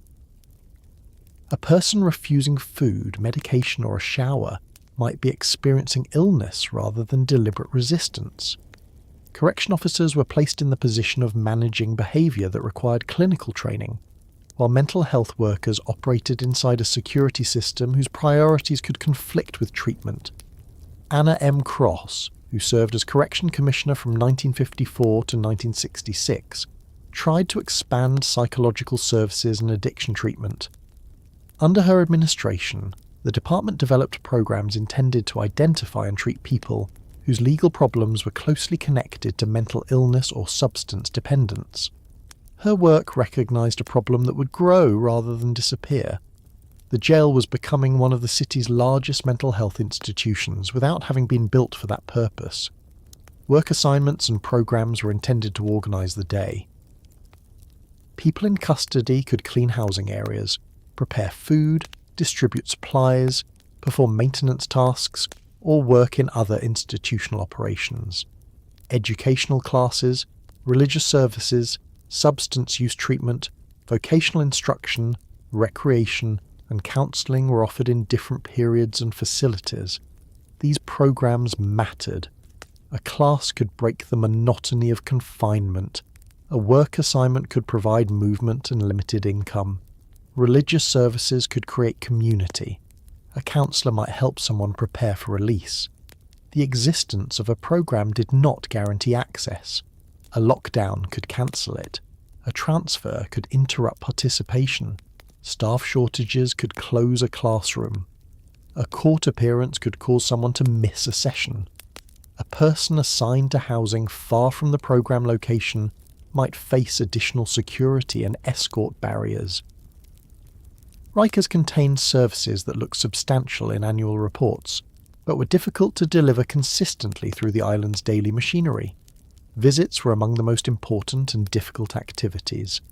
Families had to travel to Queens and continue toward the island. Public transportation could require several transfers. Visitors passed through the Benjamin Ward Visit Centre, where identity, approval, clothing, belongings, and security procedures were checked before they could enter the jail system. The city's own directions have long advised visitors to use buses reaching the island's visit centre, because parking is limited and access is controlled. A visit that lasted less than an hour could require most of a day. Parents brought children. Older relatives stood in lines. Partners arranged work and childcare. Some arrived only to learn that movement had been suspended, the person had been transferred, or the visit could not take place. The burden did not fall evenly. Families with cars, flexible employment, money and familiarity with the system had advantages. Those already struggling with poverty faced lost wages, transportation costs and long waits. The island's location made confinement extend into the lives of people who had not been arrested. Telephone calls reduced some of that distance. For decades, however, correctional phone systems could be expensive and limited. New York City later introduced free calls in its jails, but access still depended on functioning phones, scheduled movement, and the informal balance of power inside each housing unit. Mail remained another connection to the outside. Letters passed through inspection procedures. Packages were restricted. Legal mail required special handling. The department used search teams and canine units to prevent drugs, weapons, or other prohibited items from entering. The canine unit patrolled internal and external areas, conducted searches, monitored recreation, and inspected incoming mail alongside specialised teams. These operations were part of a much larger security structure. Rikers maintained emergency responders, tactical units, fire safety personnel, intelligence officers, search teams, and perimeter operations. The emergency service unit responded to disturbances, escapes, fires, high-security transportation, cell extractions, vehicle incidents, and other emergencies. It also coordinated with agencies including the fire department, police department, port authority, and emergency management officials. The need for these units reflected the scale of the island. A serious fire could not be treated like a fire in an ordinary apartment building. Locked doors, barred windows, and controlled corridors complicated evacuation. Officers had to release and supervise people while maintaining security. The island's proximity to LaGuardia Airport created another unusual responsibility. Emergency units prepared for the possibility of aviation incidents in the surrounding area. Staffing the city within walls required thousands of employees. Correction officers worked around the clock. Civilian staff handled medicine, mental health care, food, maintenance, administration, education, information systems, and legal coordination. Each jail required officers at entrances, housing units, corridors, clinics, visiting areas, recreation spaces, kitchens, and transportation points. Supervisors monitored deployments and responded to incidents. The job involved long periods of routine interrupted by sudden danger. An officer might spend hours opening doors, documenting movement, answering requests, and watching a housing area. A fight could begin within seconds. A medical emergency could require immediate judgment. A person might attempt suicide, refuse to leave a cell, attack another detainee, or accuse staff of misconduct. Officers depended on one another during these incidents. That dependence could create strong solidarity. It could also discourage reporting abuse. The person who challenged a colleague's behaviour today might need that colleague's help during a dangerous event tomorrow. Informal loyalty could become more powerful than written policy. Overtime became part of the island's culture. When scheduled staff were absent or positions remained unfilled, other officers worked additional hours. An employee expecting to go home might be ordered to remain for another shift. Fatigue affected attention, patience, and decision-making. The city within walls never closed. Someone had to remain in every essential post. Maintenance workers faced the same continuous demand.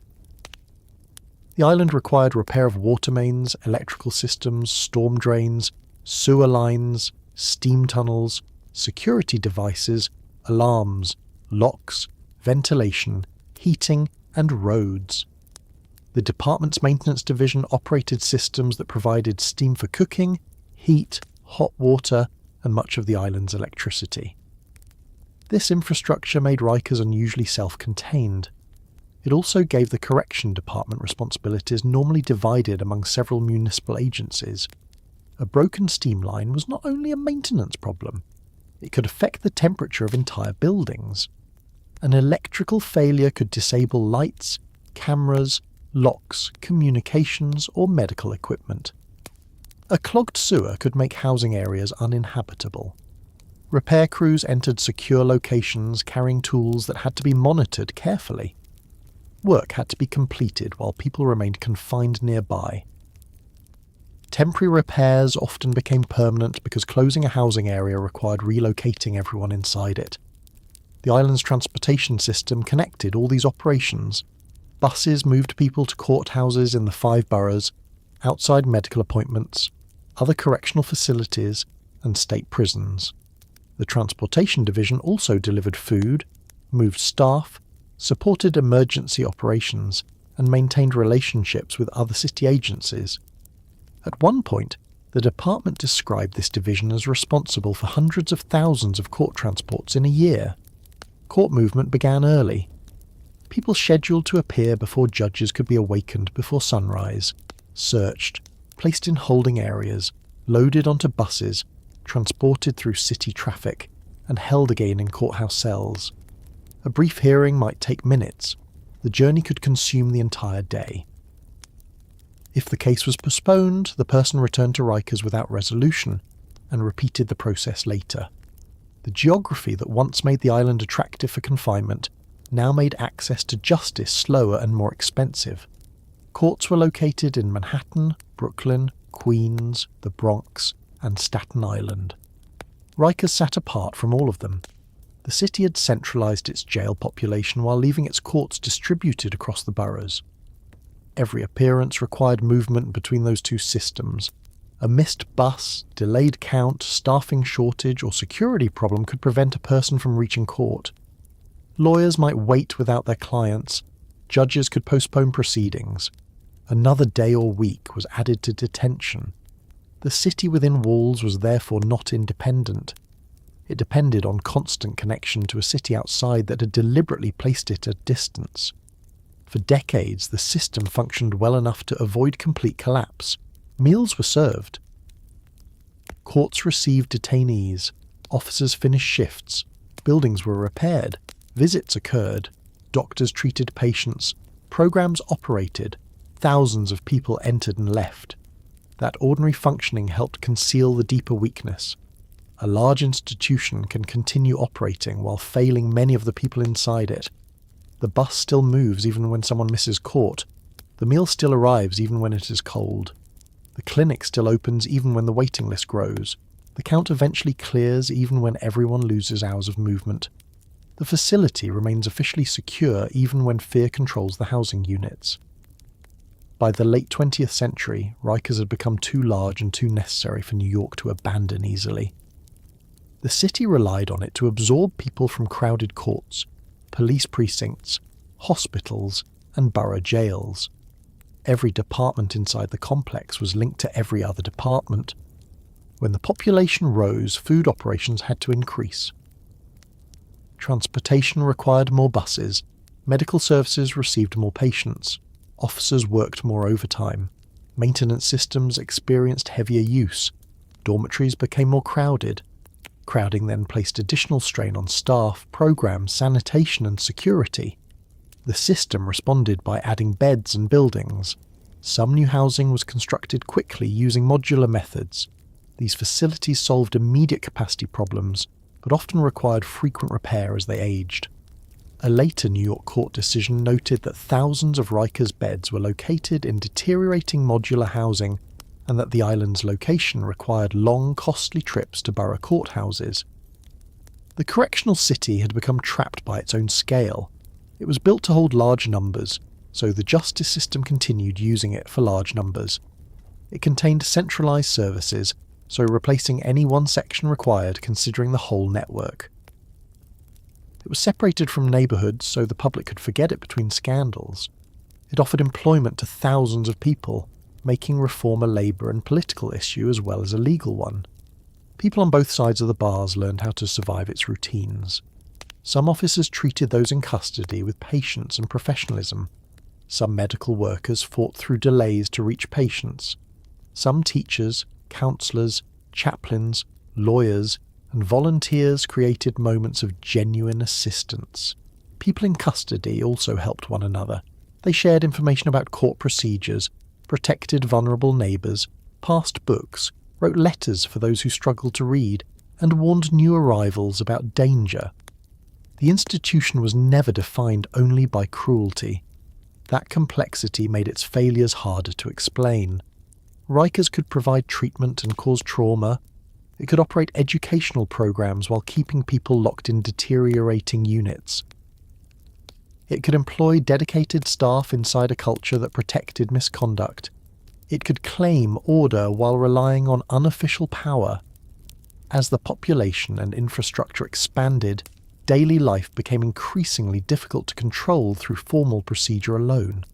The department had created an enclosed city, but it had not created a stable civic order. Inside many housing units, another system was developing. That system decided who could use the phones, who would be protected, who would be targeted, which officers could be trusted, and how disputes would be settled when official rules failed. The city within walls had its own government. Some of it was printed in regulations. Much of it was enforced through fear. The violence that came to define Rikers Island did not begin on a single date. There was no morning when the gates opened, and everyone inside understood that the rules had changed.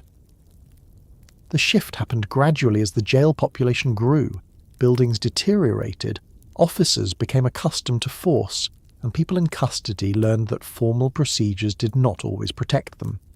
Fights had occurred from the beginning. Any large jail holds people under stress, uncertainty, and close supervision.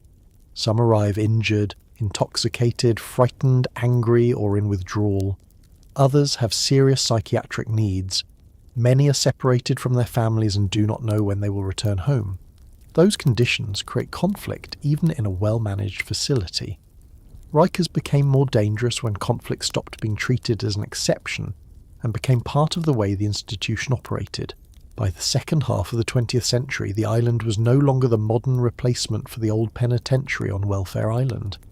It was an expanding collection of jails with different populations, physical layouts, and internal cultures. Administrators opened new buildings when existing ones became crowded, but expansion did not guarantee enough experienced officers, medical workers, teachers, supervisors, or maintenance staff. The city could add beds faster than it could build a stable system around them. New correction officers often entered housing units where unofficial practices were already established. Written regulations described how searches, discipline, movement, meals, recreation, and emergency responses should work. Veteran staff explained what actually happened. That difference mattered. An officer who followed every procedure might be viewed as weak, unrealistic, or unwilling to support colleagues. An officer who relied on threats, humiliation, or unnecessary force could be accepted as someone capable of controlling a difficult unit. The strongest influence on a new employee was not always the training academy. It was the behaviour rewarded during the first months on the island. Correctional work depends heavily on cooperation. Officers need other officers to respond when a fight begins, a person refuses an order, or an entire housing unit becomes disorderly. They must trust that help will arrive. This dependence can create professionalism and courage. It can also create silence. Reporting another officer's misconduct may place the reporting officer outside the group. A supervisor who challenges abusive behaviour may lose the cooperation of staff expected to carry out daily operations. When the institution values loyalty more than accountability, force becomes easier to excuse. An injury can be described as resistance. A beating can be described as restraint. A person who complains can be described as manipulative. A witness can claim not to have seen what happened.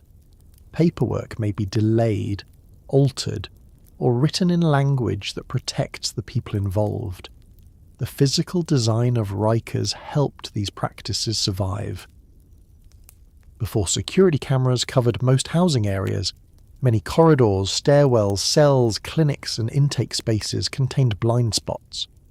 An officer could take someone into an area where observation was limited. Groups could attack a vulnerable person outside the direct view of staff. Investigators often had to rely on statements from people who feared retaliation or expected that nothing would happen. Even where officers could see a fight, they did not always intervene quickly. entering a violent group is dangerous. Staff members may wait for backup, protective equipment, or orders from a supervisor. Those delays can be reasonable in some circumstances. In other cases, delay becomes indifference. For the person being attacked, the distinction offers little comfort. As Rikers became more crowded, informal groups gained influence inside the housing units. Gang affiliation could provide protection, status, access to goods, and support during conflict. It could also create obligations that continued long after a person entered the jail. New arrivals were often questioned about where they lived, whom they knew, and which group they belonged to. Someone who had no gang connection might still be forced to choose a side because neutrality offered little protection. The jail gathered people from neighbourhoods across New York and placed them in close quarters. Conflicts from the streets entered with them. New conflicts began over telephones, food, debts, beds, insults, relationships, and fear. A person who looked vulnerable could be tested soon after arriving. The test might begin with a request for food or commissary goods. Refusal could lead to threats. Compliance could lead to additional demands. Once others learned that someone could be intimidated, the pressure increased. Violence established reputation. A person who fought back might suffer serious injury, but reduce the chance of being targeted again.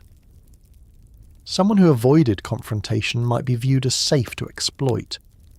This logic turned ordinary activities into negotiations.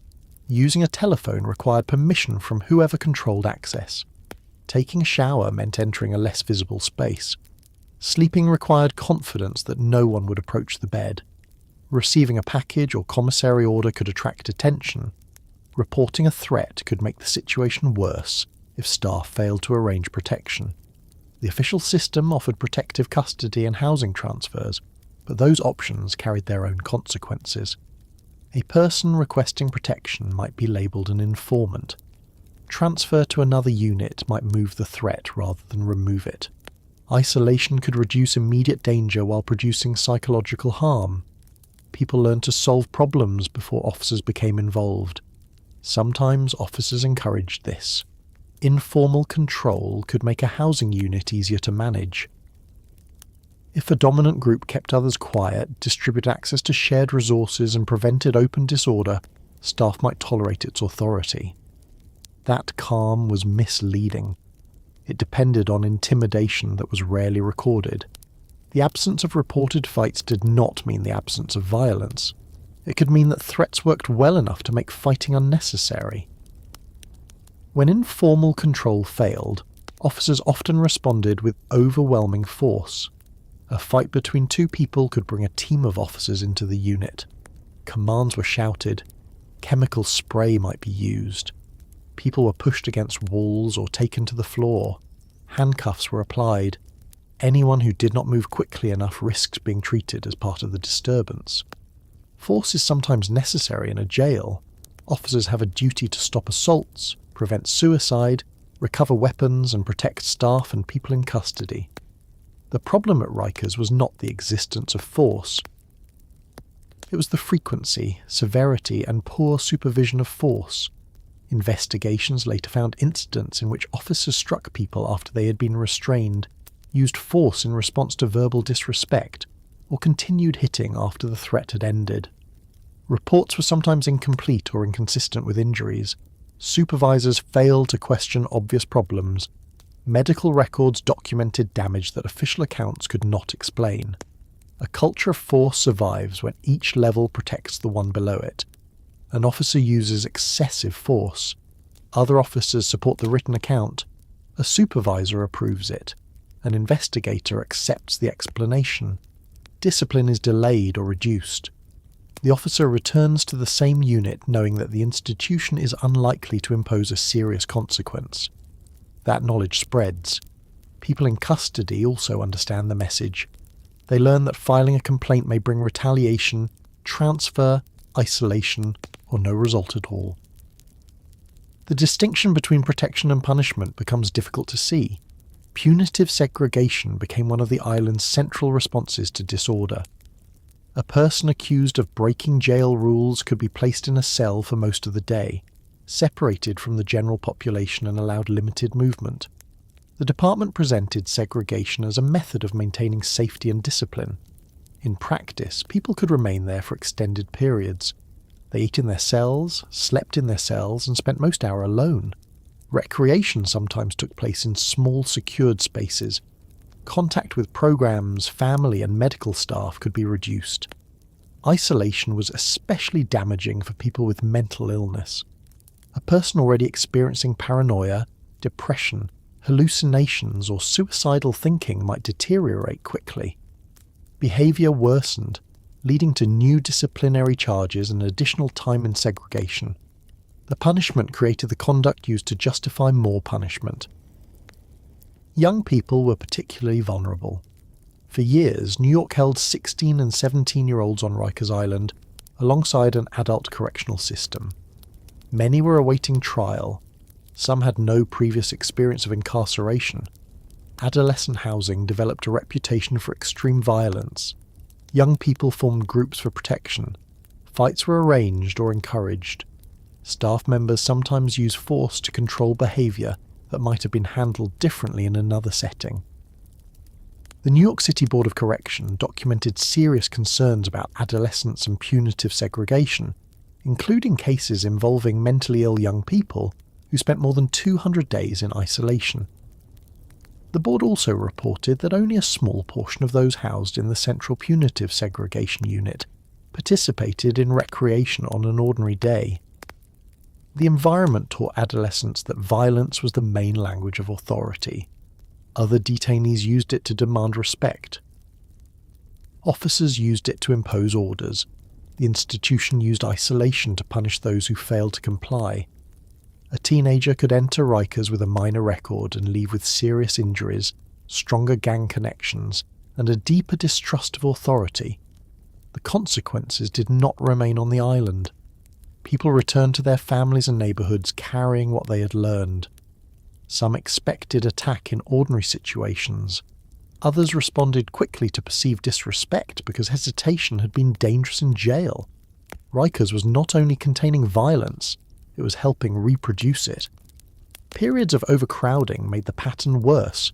During the crack cocaine epidemic and the aggressive policing of the 1980s and 1990s, New York's jail population rose sharply.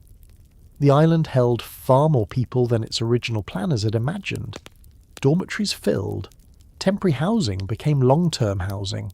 Officers supervised large groups with limited visibility. Medical and mental health services struggled to keep pace. People waited longer for telephones, showers, recreation and programs. Every scarce resource became a possible source of conflict. The city responded by expanding capacity, using modular buildings and opening additional facilities.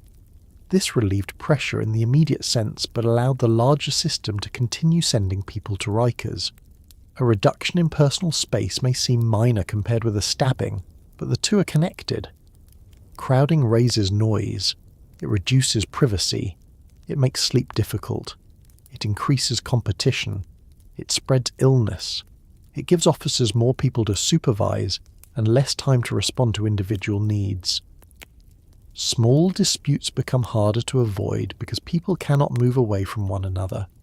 The jail population later declined from its highest levels, but violence did not decline at the same rate. This exposed another part of the problem.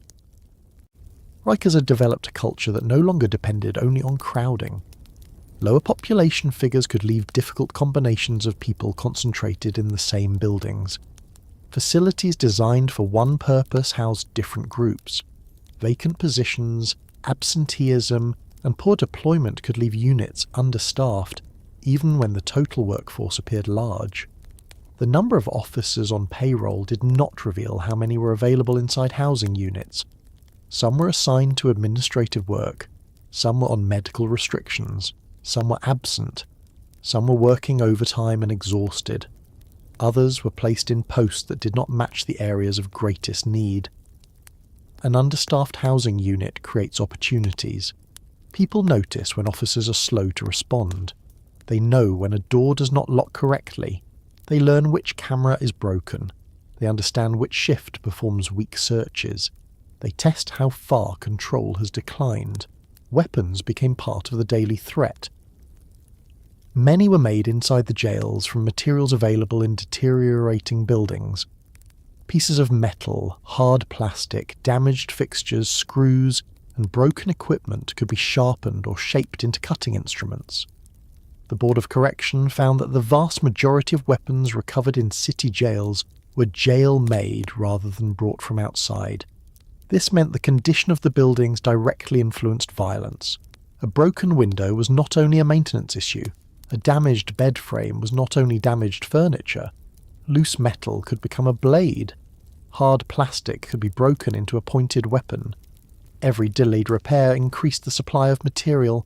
Search teams recovered thousands of weapons, but searchers could not solve the source of the problem, while buildings continued to deteriorate.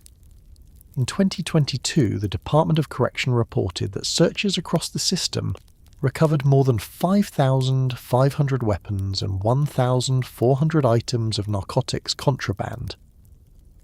Contraband entered through several routes. Visitors could attempt to bring drugs or prohibited items inside. People returning from court might hide small objects. Packages and mail were inspected. Staff members also became part of the supply chain. Some correction employees were arrested or disciplined for bringing in drugs, tobacco, weapons, or other goods. The rewards could be substantial because a product worth little outside became valuable inside. Corruption did not require every officer to participate. A small number of staff members with access to secured areas could supply an entire network. Other employees might suspect what was happening, but remain silent. Supervisors could overlook warning signs because exposing corruption would create scandal or reveal weak management. The internal economy then strengthened the groups already using violence. A person controlling drugs, phones, food, or protection gained power. Debt became dangerous because there was no legal method of collecting it. Payment might be demanded through assault, theft, or forced participation in another act. Staff violence and detainee violence reinforced one another. Officers entered units expecting hostility. People in custody expected abuse. Both sides interpreted sudden movement as a threat. A minor argument escalated because neither side trusted the other to stop. Afterward, the incident justified harsher tactics, more restrictive housing, or increased weapon carrying. This cycle became deeply rooted before the public understood its scale. Complaints about Rikers appeared for decades, but the island's isolation limited what outsiders could verify. Families saw injuries during visits. Public defenders heard accounts from clients. Medical workers recorded broken bones, cuts, and head trauma. Advocacy groups collected stories. Officials could describe each event as isolated. The pattern became harder to deny as investigations gained access to records and surveillance footage. A federal civil rights investigation conducted by the United States Attorney's Office examined the treatment of adolescent males on Rikers between 2011 and 2013. Its 2014 findings concluded that there was a pattern and practice of constitutional violations involving unnecessary and excessive force by staff, violence between detainees, and the use of punitive segregation. Investigators said adolescents were not adequately protected from physical harm. The report described a culture in which force was used as punishment, rather than only for safety. Young people were struck in the head and face. Force continued after individuals had been restrained. Staff used violence in response to verbal confrontations. Reports failed to describe events accurately. Supervisors did not provide effective control. The findings did not reveal a newly created problem. They documented a system that had been operating long enough for abusive practices to become normal. The city responded with reform plans. Officials promised improved training, stronger investigations, better classification, additional programming, expanded camera coverage, specialised housing, and methods intended to reduce idleness. The department introduced a 14-point anti-violence plan and later reported reductions in some categories of assaults and serious injuries. Cameras changed the institution in important ways. They made it harder to deny incidents that occurred in monitored areas. Investigators could compare written reports with video. Officers who behaved properly gained evidence supporting their decisions. People in custody gained some protection from false accounts. Cameras did not remove blind spots. They could not guarantee that someone watched the footage in time to prevent harm. They did not repair damaged doors, supply enough medical staff, or change the loyalty of officers who protected one another. The presence of video sometimes demonstrated how little urgency existed during an emergency. A recording might show people lying injured while staff delayed.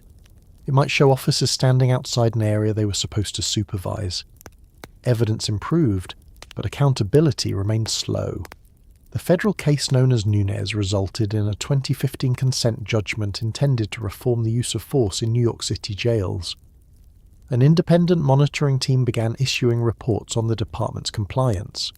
The monitor examined training, investigations, supervision, discipline, safety, and the frequency of force.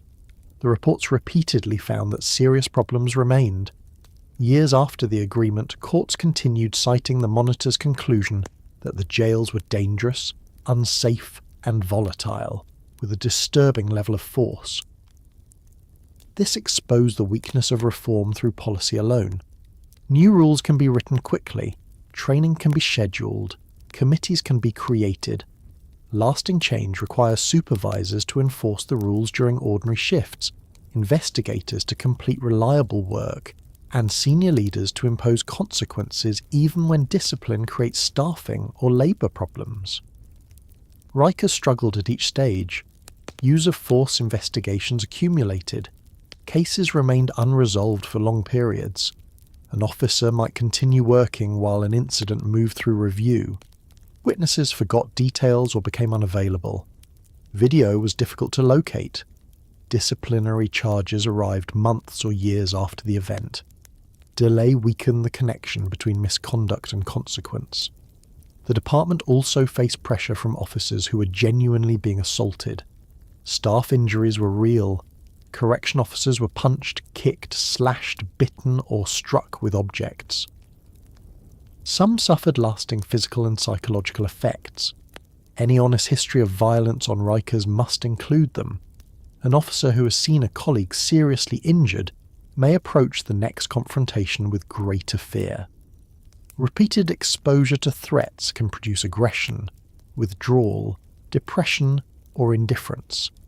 The institution often failed its workers in ways that resembled its failure of detainees. It assigned exhausting overtime. It placed inexperienced staff in difficult units. It provided inconsistent supervision. It allowed unsafe buildings to remain open. Then it expected individual officers to prevent the consequences. Fear does not excuse abuse, but it helps explain why violent cultures become difficult to change. Staff members may view reform measures as rules written by people who do not understand the danger of the housing units. People in custody may view security measures as punishment imposed by officials who do not understand the danger they face from officers or other detainees. Everyone claims to be responding to someone else. The cycle continued into the late 2010s and early 2020s. Official data showed periods of stabilisation followed by renewed increases. From fiscal year 2019 to fiscal year 2020, the rate of fights and assault infractions rose by 27%. The rate of violent incidents among people in custody rose by 16%, and the rate of assaults on staff rose by 26%. Allegations and incidents involving staff use of force also increased sharply. The COVID-19 pandemic then placed exceptional strain on the jails. People in custody feared infection in crowded buildings. Court operations slowed. Programs and visits were interrupted. Staff absences rose. Basic movement became difficult. Some housing areas went long periods without reliable supervision. The island's ordinary disorder became a wider operational crisis. Deaths drew increasing attention. Some resulted from illness or suicide, others involved violence, overdoses, or delayed medical response. Several cases raised questions about officers failing to conduct required rounds or respond to obvious distress. The Comptroller's Office reported in 2023 that at least 26 people had died in custody since January 2022, and noted cases in which staff were disciplined for failures of supervision. Judges began treating conditions on Rikers as relevant to decisions about detention. Court opinions described assaults, denial of food or medical care, and unacceptable risks of harm. Some judges ordered releases in cases where continued detention under those conditions could not be justified. The jail's reputation had now become part of the legal process. A judge deciding whether to send someone to Rikers was no longer considering an ordinary secure facility with occasional problems. The decision carried knowledge of an institution under federal monitoring and repeated findings of dangerous conditions. Still, people continued arriving. The city needed somewhere to hold those ordered detained. The courts could not simply close the island in a day. The Department of Correction had to operate buildings that political leaders had already agreed should eventually disappear. This uncertainty affected everyone inside. Why invest in a facility scheduled for closure? Why build a long-term career in an institution described as failing? Why trust reform plans that might be abandoned by the next administration? Why maintain a damaged unit if a replacement jail was promised elsewhere? The plan to close Rikers could become another reason to delay immediate improvement. Violence remained routine because it was connected to nearly every part of the system. It was connected to court delay because people remained detained longer. It was connected to mental illness because treatment was inadequate. It was connected to maintenance because broken buildings supplied weapons. It was connected to staffing because unattended units allowed attacks. It was connected to discipline because misconduct lacked timely consequences. It was connected to isolation because segregation often worsened behaviour. It was connected to corruption because contraband strengthened violent groups. No single reform could interrupt all of these relationships.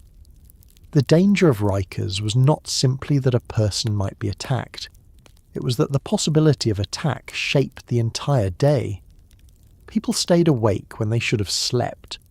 They avoided medical care because leaving the unit exposed them to rivals. They joined groups they did not trust. They carried weapons because everyone else might be carrying one. They struck first because waiting could mean losing. Officers approached ordinary requests as potential challenges. Supervisors measured success by whether a shift ended without a major disturbance, even if quiet had been maintained through fear. Routine violence does not always look dramatic.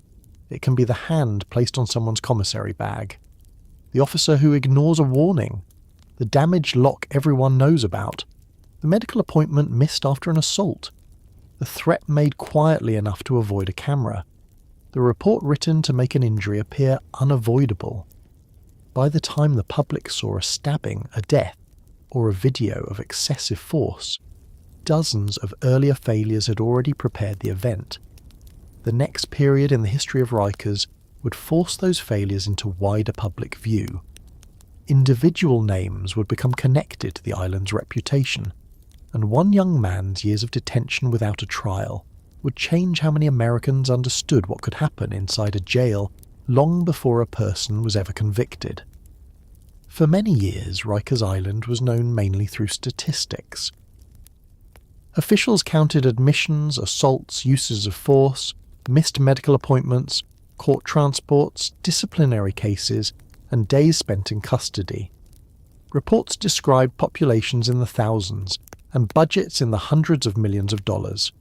Lawsuits used page after page to document failures in supervision, medical treatment, housing, and discipline. Statistics proved that the system was failing, but they did not always make the failure easy to understand. A number can tell us how many people were injured during a year. It cannot easily explain what it feels like to be 16 years old and locked in a cell while the case against you is repeatedly delayed. A report can identify a pattern of missed medical care. It does not show the family waiting for someone who never comes home. Rikers became a national issue when individual stories carried the public past the island's gates. People who had once been listed as identification numbers, housing assignments, or legal cases became known by name. Their experiences forced New Yorkers to consider what pretrial detention could do to a person before any verdict had been reached. The best known of these people was Khalif Browder. His story began in the Bronx on the night of May 15th, 2010. Khalif was 16 years old and was returning home from a party with a friend. Police officers stopped them after a man reported that he had been robbed. The alleged stolen item was a backpack. The officers searched Khalif and his friend but did not find the backpack. Khalif denied committing the robbery. He was taken into custody and eventually charged with robbery, grand larceny and assault. At his arraignment, bail was set at $3,000. That amount was beyond his family's reach.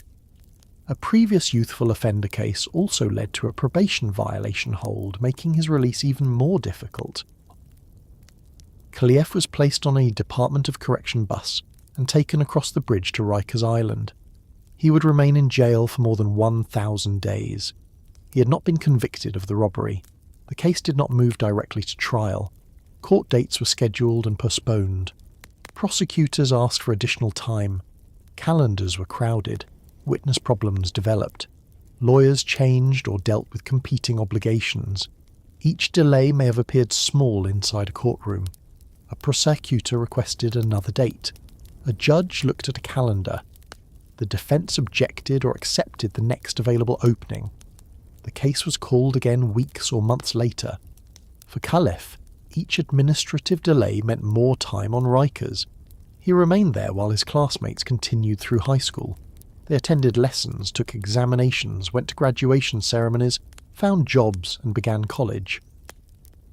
Khalif spent those years moving between housing units, court-holding areas, buses, cells, and solitary confinement.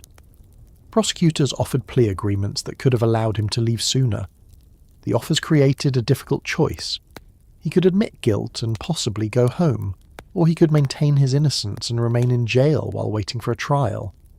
For a person held before trial, the pressure to accept a plea can become overwhelming. The legal system may continue describing the person as innocent, but the practical punishment has already begun. Time away from family, school, work, housing and medical care continues whether a conviction occurs or not. Khalif refused to plead guilty to something he said he had not done. That refusal extended his confinement. This is one reason his story reached so many people. It demonstrated how pretrial detention could change the meaning of a guilty plea. A person might plead guilty not because the evidence was strong, but because the jail had become unbearable.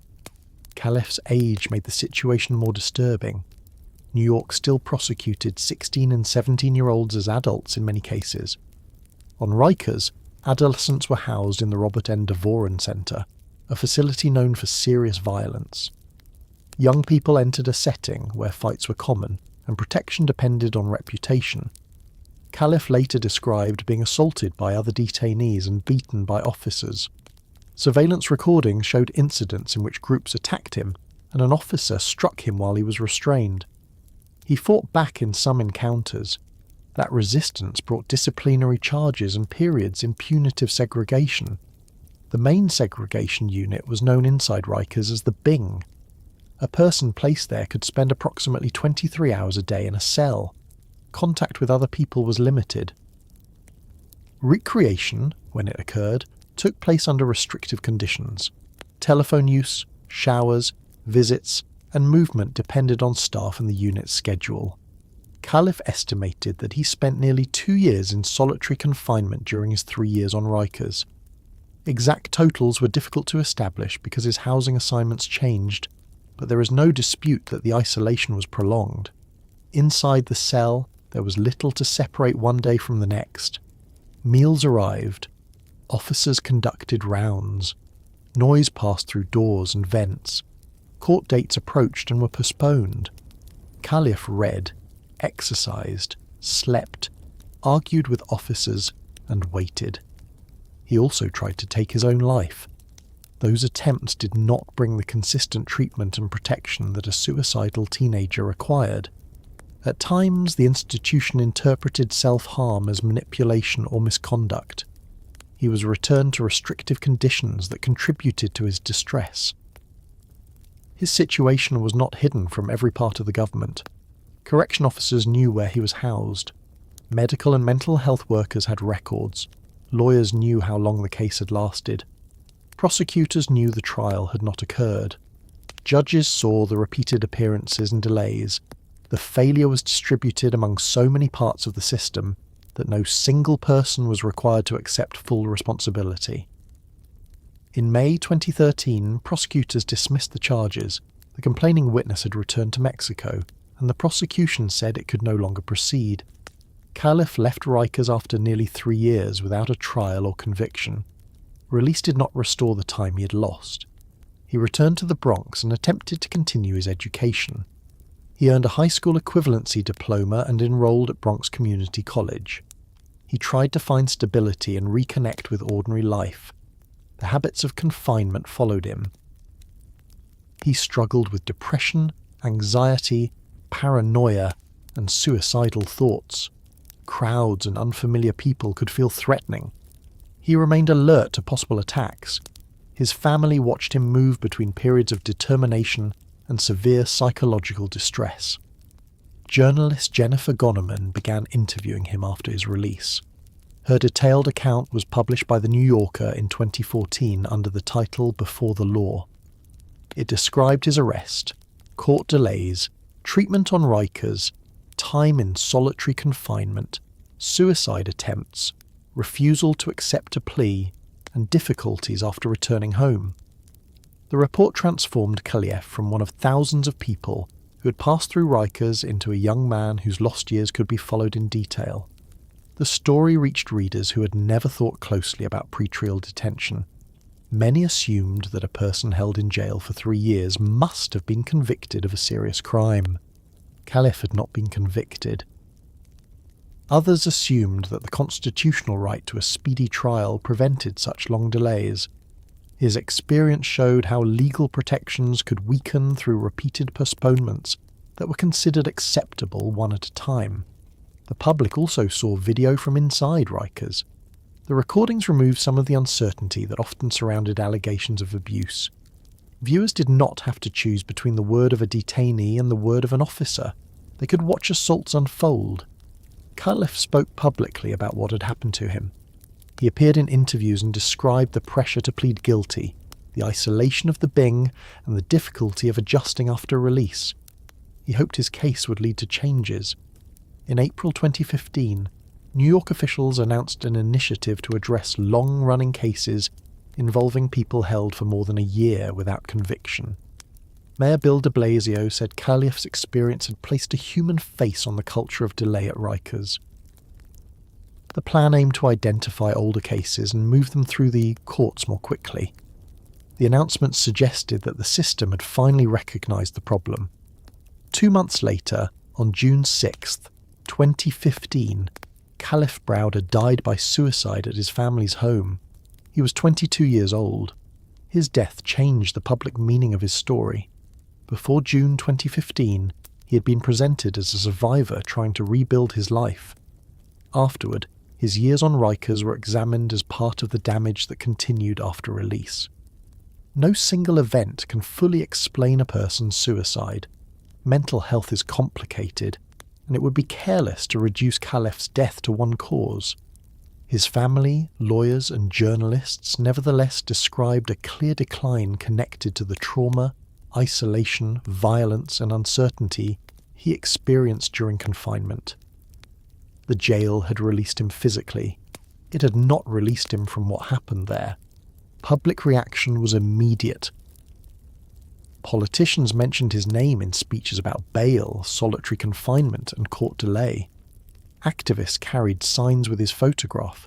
Musicians and public figures discussed his life.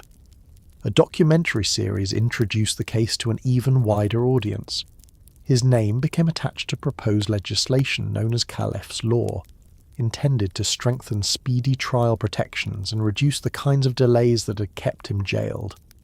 Not every proposal became law in its original form. Some reforms stalled, changed, or became part of larger debates over criminal justice policy. The lasting effect was broader than a single bill. Calef's story forced people to ask why freedom before trial depended so heavily on money. A wealthier family might have paid $3,000 and brought its child home. Calef's family could not. The alleged crime, the evidence, and the legal presumption of innocence were the same. The immediate outcome depended on financial resources. Cash bail had long been defended as a way to ensure that defendants returned to court. In practice, it also separated people according to wealth. Someone accused of a serious offence might be released after paying a high amount. Someone accused of a less serious offence might remain jailed because even a lower amount was impossible to gather. Time in jail then affected the rest of the case. A detained defendant had more difficulty meeting with a lawyer, locating witnesses, preserving employment, caring for children, or gathering documents. The pressure to accept a plea increased. Detention could therefore help create the conviction later used to justify detention. Calef's experience became central to New York's later bail reform debate, though it was not the only case that shaped the changes. Legislators, public defenders, prosecutors, judges, police officials, crime victims, and advocacy groups argued over which defendants should be released, which conditions courts should impose, and how public safety should be measured. The debate became politically intense because it involved competing risks. Releasing someone could create a risk that the person might fail to return to court or commit another offence. Detaining someone created the risk of job loss, family separation, illness, violence, coerced pleas, and severe psychological harm. For decades, the second group of risks had received less public attention. Calef's story made them visible. Other names revealed different parts of the institution. Jason Echevarria was held in a unit for people with mental illness. In August 2012, he swallowed a ball of powdered detergent after it was distributed to clean cells following a sewage backup. The chemical burned his mouth and throat. He asked for medical help. Other people in custody called out. An officer reported the emergency to Captain Terence Pendergrass, who was responsible for the unit. Echevarria did not receive the urgent care he needed. He died in his cell. Federal prosecutors later charged Pendergrass with deliberately ignoring Echevarria's serious medical condition. A jury convicted him in 2014 of violating Echevarria's civil rights. The case demonstrated that neglect could be as deadly as direct violence. Echevarria's death also exposed the danger of treating every request as manipulation. Jail staff hear complaints constantly. Some people exaggerate. Some seek movement, medication, or escape from a housing situation. This reality can produce a habit of disbelief. When disbelief becomes the default response, an actual emergency may be ignored until it is too late. Ronald Spear's case revealed something different. Spear was 52 years old and suffered from end-stage kidney disease. He required dialysis, used a cane, and wore a bracelet warning that he was at risk of falling. He was a pre-trial detainee in the North Infirmary Command, the building intended to house people with serious medical conditions. On December 19th, 2012, Spear attempted to see a doctor. An altercation occurred with Correction Officer Brian Cole. Other officers restrained Spear on the floor. According to evidence later presented in federal court, Cole repeatedly kicked Spear in the head while he was restrained. Spear died shortly afterward. The misconduct did not end with the beating. Officers created a false account portraying Spear as the aggressor. They claimed he had attacked Cole with a cane. Reports were coordinated. When no cane was found at the scene, a captain directed that another cane be taken from a supply area and presented to investigators. The attempted cover-up showed how institutional loyalty could extend through several levels of authority. This was not a panicked decision by one officer in the seconds after an incident. People had time to write reports, discuss their accounts, and continue the deception. A federal jury convicted Cole in 2016. He was later sentenced to 30 years in prison for causing Spears' death and obstructing justice. Another officer pleaded guilty to participating in the cover-up. The case confirmed what families and advocates had argued for years. Official reports from inside Rikers could not always be trusted. A document might appear complete, contain signatures, and pass through supervisors while giving a false account of a death. Bradley Ballard's experience drew attention to the treatment of people with severe mental illness. Ballard had schizophrenia and diabetes. In 2013, he was placed in a restrictive cell after making an inappropriate gesture toward an officer. He remained locked inside for days. According to later accounts and investigations, he was denied meaningful medical and mental health care while his condition deteriorated. He flooded the cell, smeared waste, and became increasingly unresponsive. When staff finally entered, he was found naked, severely ill, and covered in his own waste. He died shortly afterward. His condition had not developed in a hidden corner over a few minutes. It worsened over several days inside a facility filled with officers, supervisors, medical workers, logs, and observation requirements. Ballard's death demonstrated the danger of dividing responsibility. Correction staff could say that medical workers were responsible for treatment. Medical workers could say they needed correction officers to provide access. Supervisors could rely on reports from below. Each group completed part of its procedure, while the person at the centre received no effective care. Jerome Murdo died the following year. Murdo was a homeless veteran with a history of mental illness. Police found him sleeping in a public housing stairwell during cold weather in February 2014. He was arrested for trespassing and taken to Rikers because he could not pay bail. He was placed in a hot cell. The temperature rose to a dangerous level, and he died from hypothermia. His death began with an arrest for seeking shelter in a stairwell. The city responded to a homeless man exposed to winter weather by taking him into custody, then failed to protect him from excessive heat inside the institution. The sequence showed how Rikers had become a destination for people whose main needs involved housing and psychiatric care. Layleen Polanco's death in 2019 brought attention to the experiences of transgender women in custody. Polanco was 27 and had a seizure disorder. She was housed in the women's jail on Rikers and later placed in restrictive housing. She suffered a fatal epileptic seizure while alone in her cell. Investigations examined whether staff conducted required checks and responded appropriately to her medical needs. Video showed officers waiting before entering after they found her unresponsive. Her death prompted protests and renewed criticism of solitary confinement, medical supervision, and the treatment of transgender people in jail. Each case had its own facts. They should not be blended into one general story as though every death occurred for the same reason. Khalif Browder was a teenager held for years without trial. Jason Echevarria died after his medical emergency was ignored. Ronald Spear was killed during an encounter with officers, followed by an organised cover-up. Bradley Ballard deteriorated during days of neglect. Jerome Murdo died in an overheated cell after an arrest connected to homelessness. Layleen Polanco suffered a seizure while held alone. Together, the cases exposed repeated weaknesses in the same institution. Staff did not respond to distress. Medical and security systems failed to coordinate. Isolation worsened vulnerability.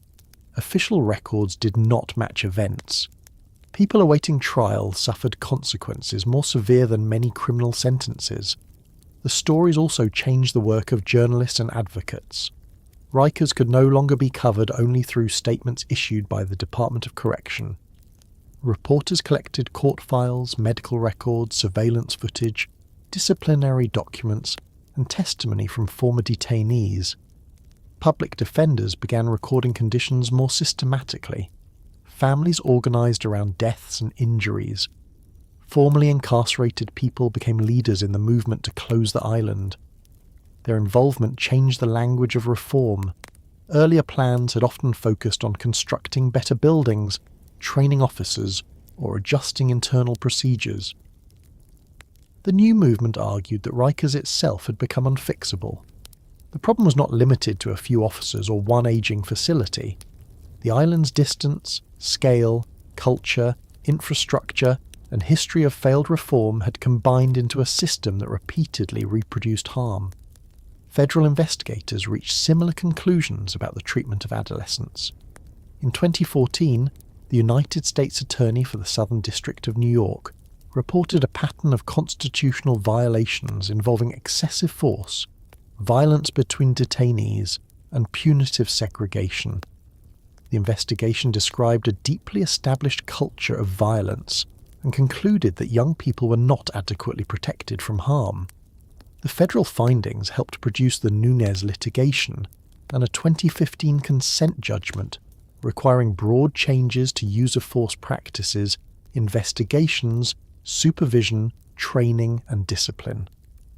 An independent monitor was appointed to evaluate compliance. This was more serious than an internal reform plan. A federal court now had continuing authority to examine whether New York City was meeting specific obligations. The monitoring reports repeatedly documented slow progress, unreliable investigations, excessive force, and failures of leadership. The public was no longer being asked to trust the city's description of its own jails. Outside experts reviewed records, inspected operations, and reported to a judge. At the same time, New York began reducing the use of solitary confinement for adolescents. Officials announced that 16 and 17-year-olds would no longer be placed in punitive segregation. The change was connected to broader evidence about the psychological harm caused by isolation and to the attention generated by Caliph's experience. New York State later raised the age of criminal responsibility, moving most 16 and 17-year-olds out of the adult criminal system.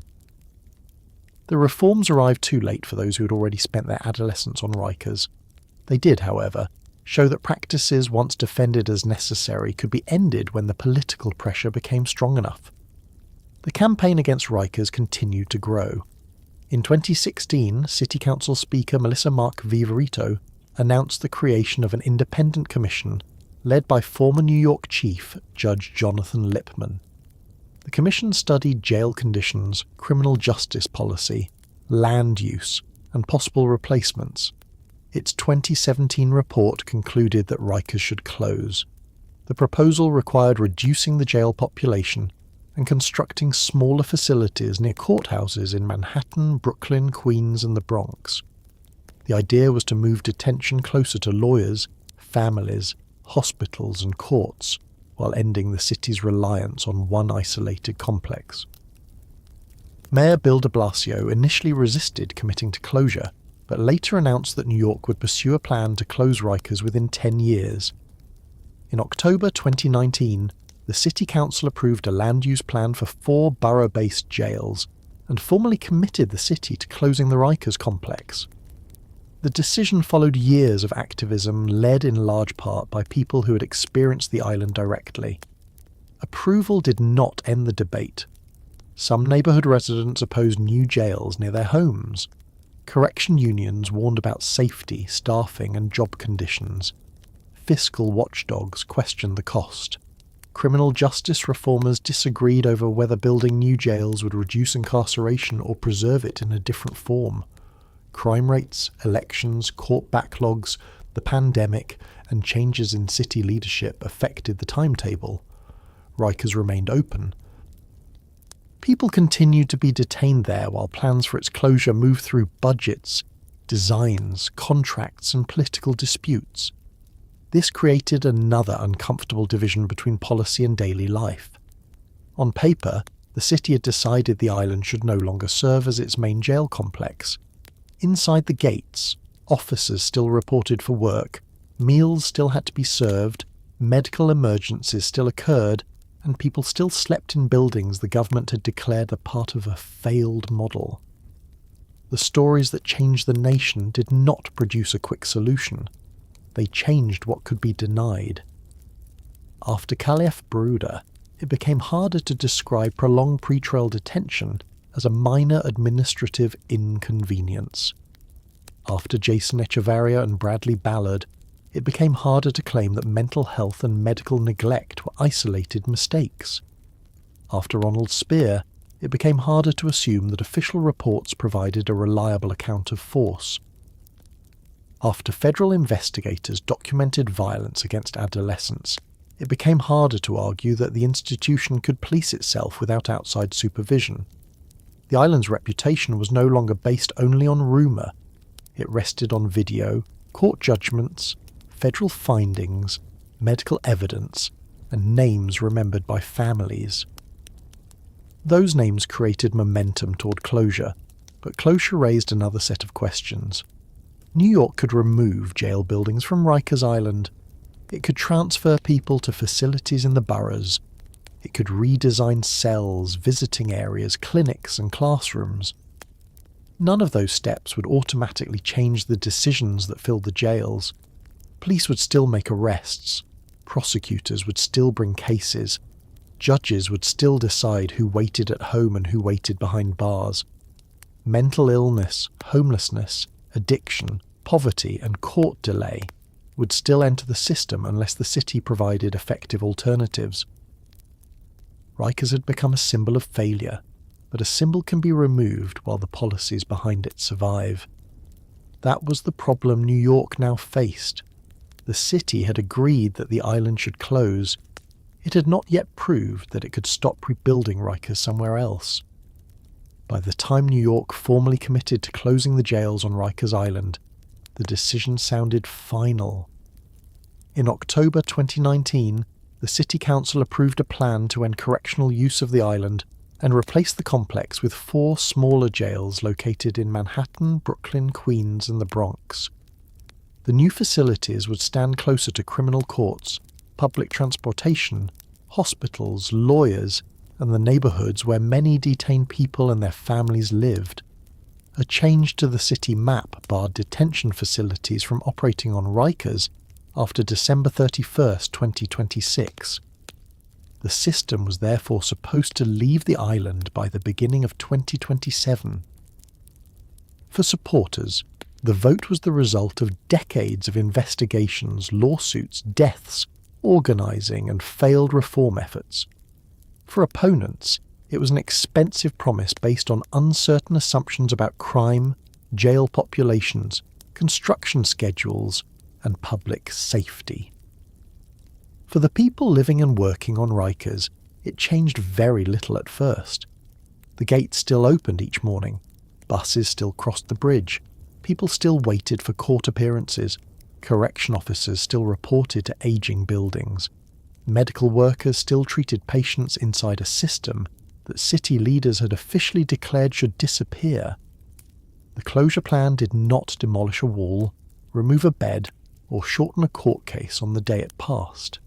It created a deadline and a direction. Everything difficult remained between the promise and the result.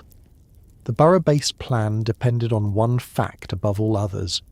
New York would have to hold far fewer people in jail.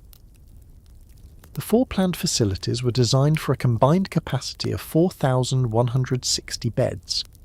The broader city jail system had more than 11,000 beds available when the replacement program was described. The new network could not simply receive the existing population and continue operating in the same way. Arrests, detention decisions, case delays, treatment needs, and release planning would all have to change enough to bring the number of people in custody below the new limit. This was not an accidental feature of the plan. It was intended to prevent New York from recreating Rikers at the same scale in 4 different boroughs. A smaller jail system would force the city to decide who truly needed to be detained. People accused of lower-level offences could be released with reminders, supervision, treatment, or community support. Defendants with mental illness might be directed toward health services rather than jail. Cases would have to move more quickly, so that people did not occupy beds for months or years while awaiting trial. The plan treated jail reduction and construction as parts of the same project. Neither could succeed alone. If the city reduced detention but failed to build replacement facilities, people would remain on Rikers. If the city completed 4 new jails but continued detaining 7,000 people, thousands of beds would still be needed somewhere else. The closure deadline therefore rested on actions by agencies that did not answer to one central authority. Police determined whom to arrest. Prosecutors decided which charges and bail requests to pursue. Judges made detention and release decisions. State court administrators controlled calendars and courtroom capacity. Public defenders needed enough lawyers to prepare cases. Hospitals and service providers had to accept people diverted from custody. The Department of Correction managed those who entered the jail system but could not decide how many arrived. This division of responsibility had protected failure for generations. Every agency could identify another part of government as the reason the population remained high. Correction officials could say the courts sent too many people. Court officials could point to prosecutorial readiness, defence workloads, or limited courtroom space. Prosecutors could cite serious charges and public safety. City leaders could blame state law. State officials could say jail operations belong to the city. The closure plan required these separate institutions to behave like one system. Then the COVID-19 pandemic disrupted nearly every part of the project. Construction schedules slowed. Government offices operated under emergency conditions. Courts reduced in-person proceedings and developed large case backlogs. Programs inside the jails were suspended or limited. Staff absences increased. The jail population initially fell as officials released some people to reduce crowding and infection risk. By 2020, the number held in city custody dropped below 4,000, appearing to place the borough-based capacity target within reach. That decline did not last. As arrests and court activity resumed, the population began rising. Cases moved slowly through the post-pandemic court system. People remained in custody longer. By May 2024, the jail population had increased to more than 6,300, nearly twice the number recorded at the 2020 low, and far above the 4,160-bed capacity planned for the borough jails. The increase revealed how much of the earlier reduction had resulted from emergency decisions rather than permanent reform. New York had demonstrated that it could hold fewer people when public health required it. It had not built a process capable of maintaining that reduction after the emergency ended. Construction also fell behind the legal timetable. Building a jail in a dense neighbourhood is a long undertaking. Existing structures had to be emptied or demolished. Utilities needed relocation. Designs passed through reviews. Contractors had to manage security requirements, medical spaces, recreation areas, court transportation, community facilities, and technology expected to remain usable for decades. Residents near the sites raised concerns about traffic, height, noise, public safety, shadows, and the effect on local businesses. Some opposed the principle of placing a jail in their neighbourhood. Others supported closing Rikers, but argued that the proposed replacements were too large or poorly designed. Each objection contained a contradiction, already familiar in New York. Many people agreed that the isolated island complex should close. Far fewer welcomed a jail close to where they lived or worked. Rikers had survived partly because it placed confinement somewhere most New Yorkers did not have to see. Borough-based jails challenged that arrangement. They would stand beside courthouses, stores, homes, subway stations, and offices. The justice system would become more visible. That visibility was one of the plan's purposes. A jail near a courthouse could reduce hours of transportation. Lawyers could meet clients more easily. Families could visit without spending most of a day reaching an island. Medical connections could improve. Staff could commute using ordinary transit routes. The same visibility also made construction politically difficult. A prison hidden near an airport attracts less neighbourhood opposition than a tower rising in the centre of Brooklyn, Queens, Manhattan, or the Bronx. As designs advanced, completion dates moved beyond 2027.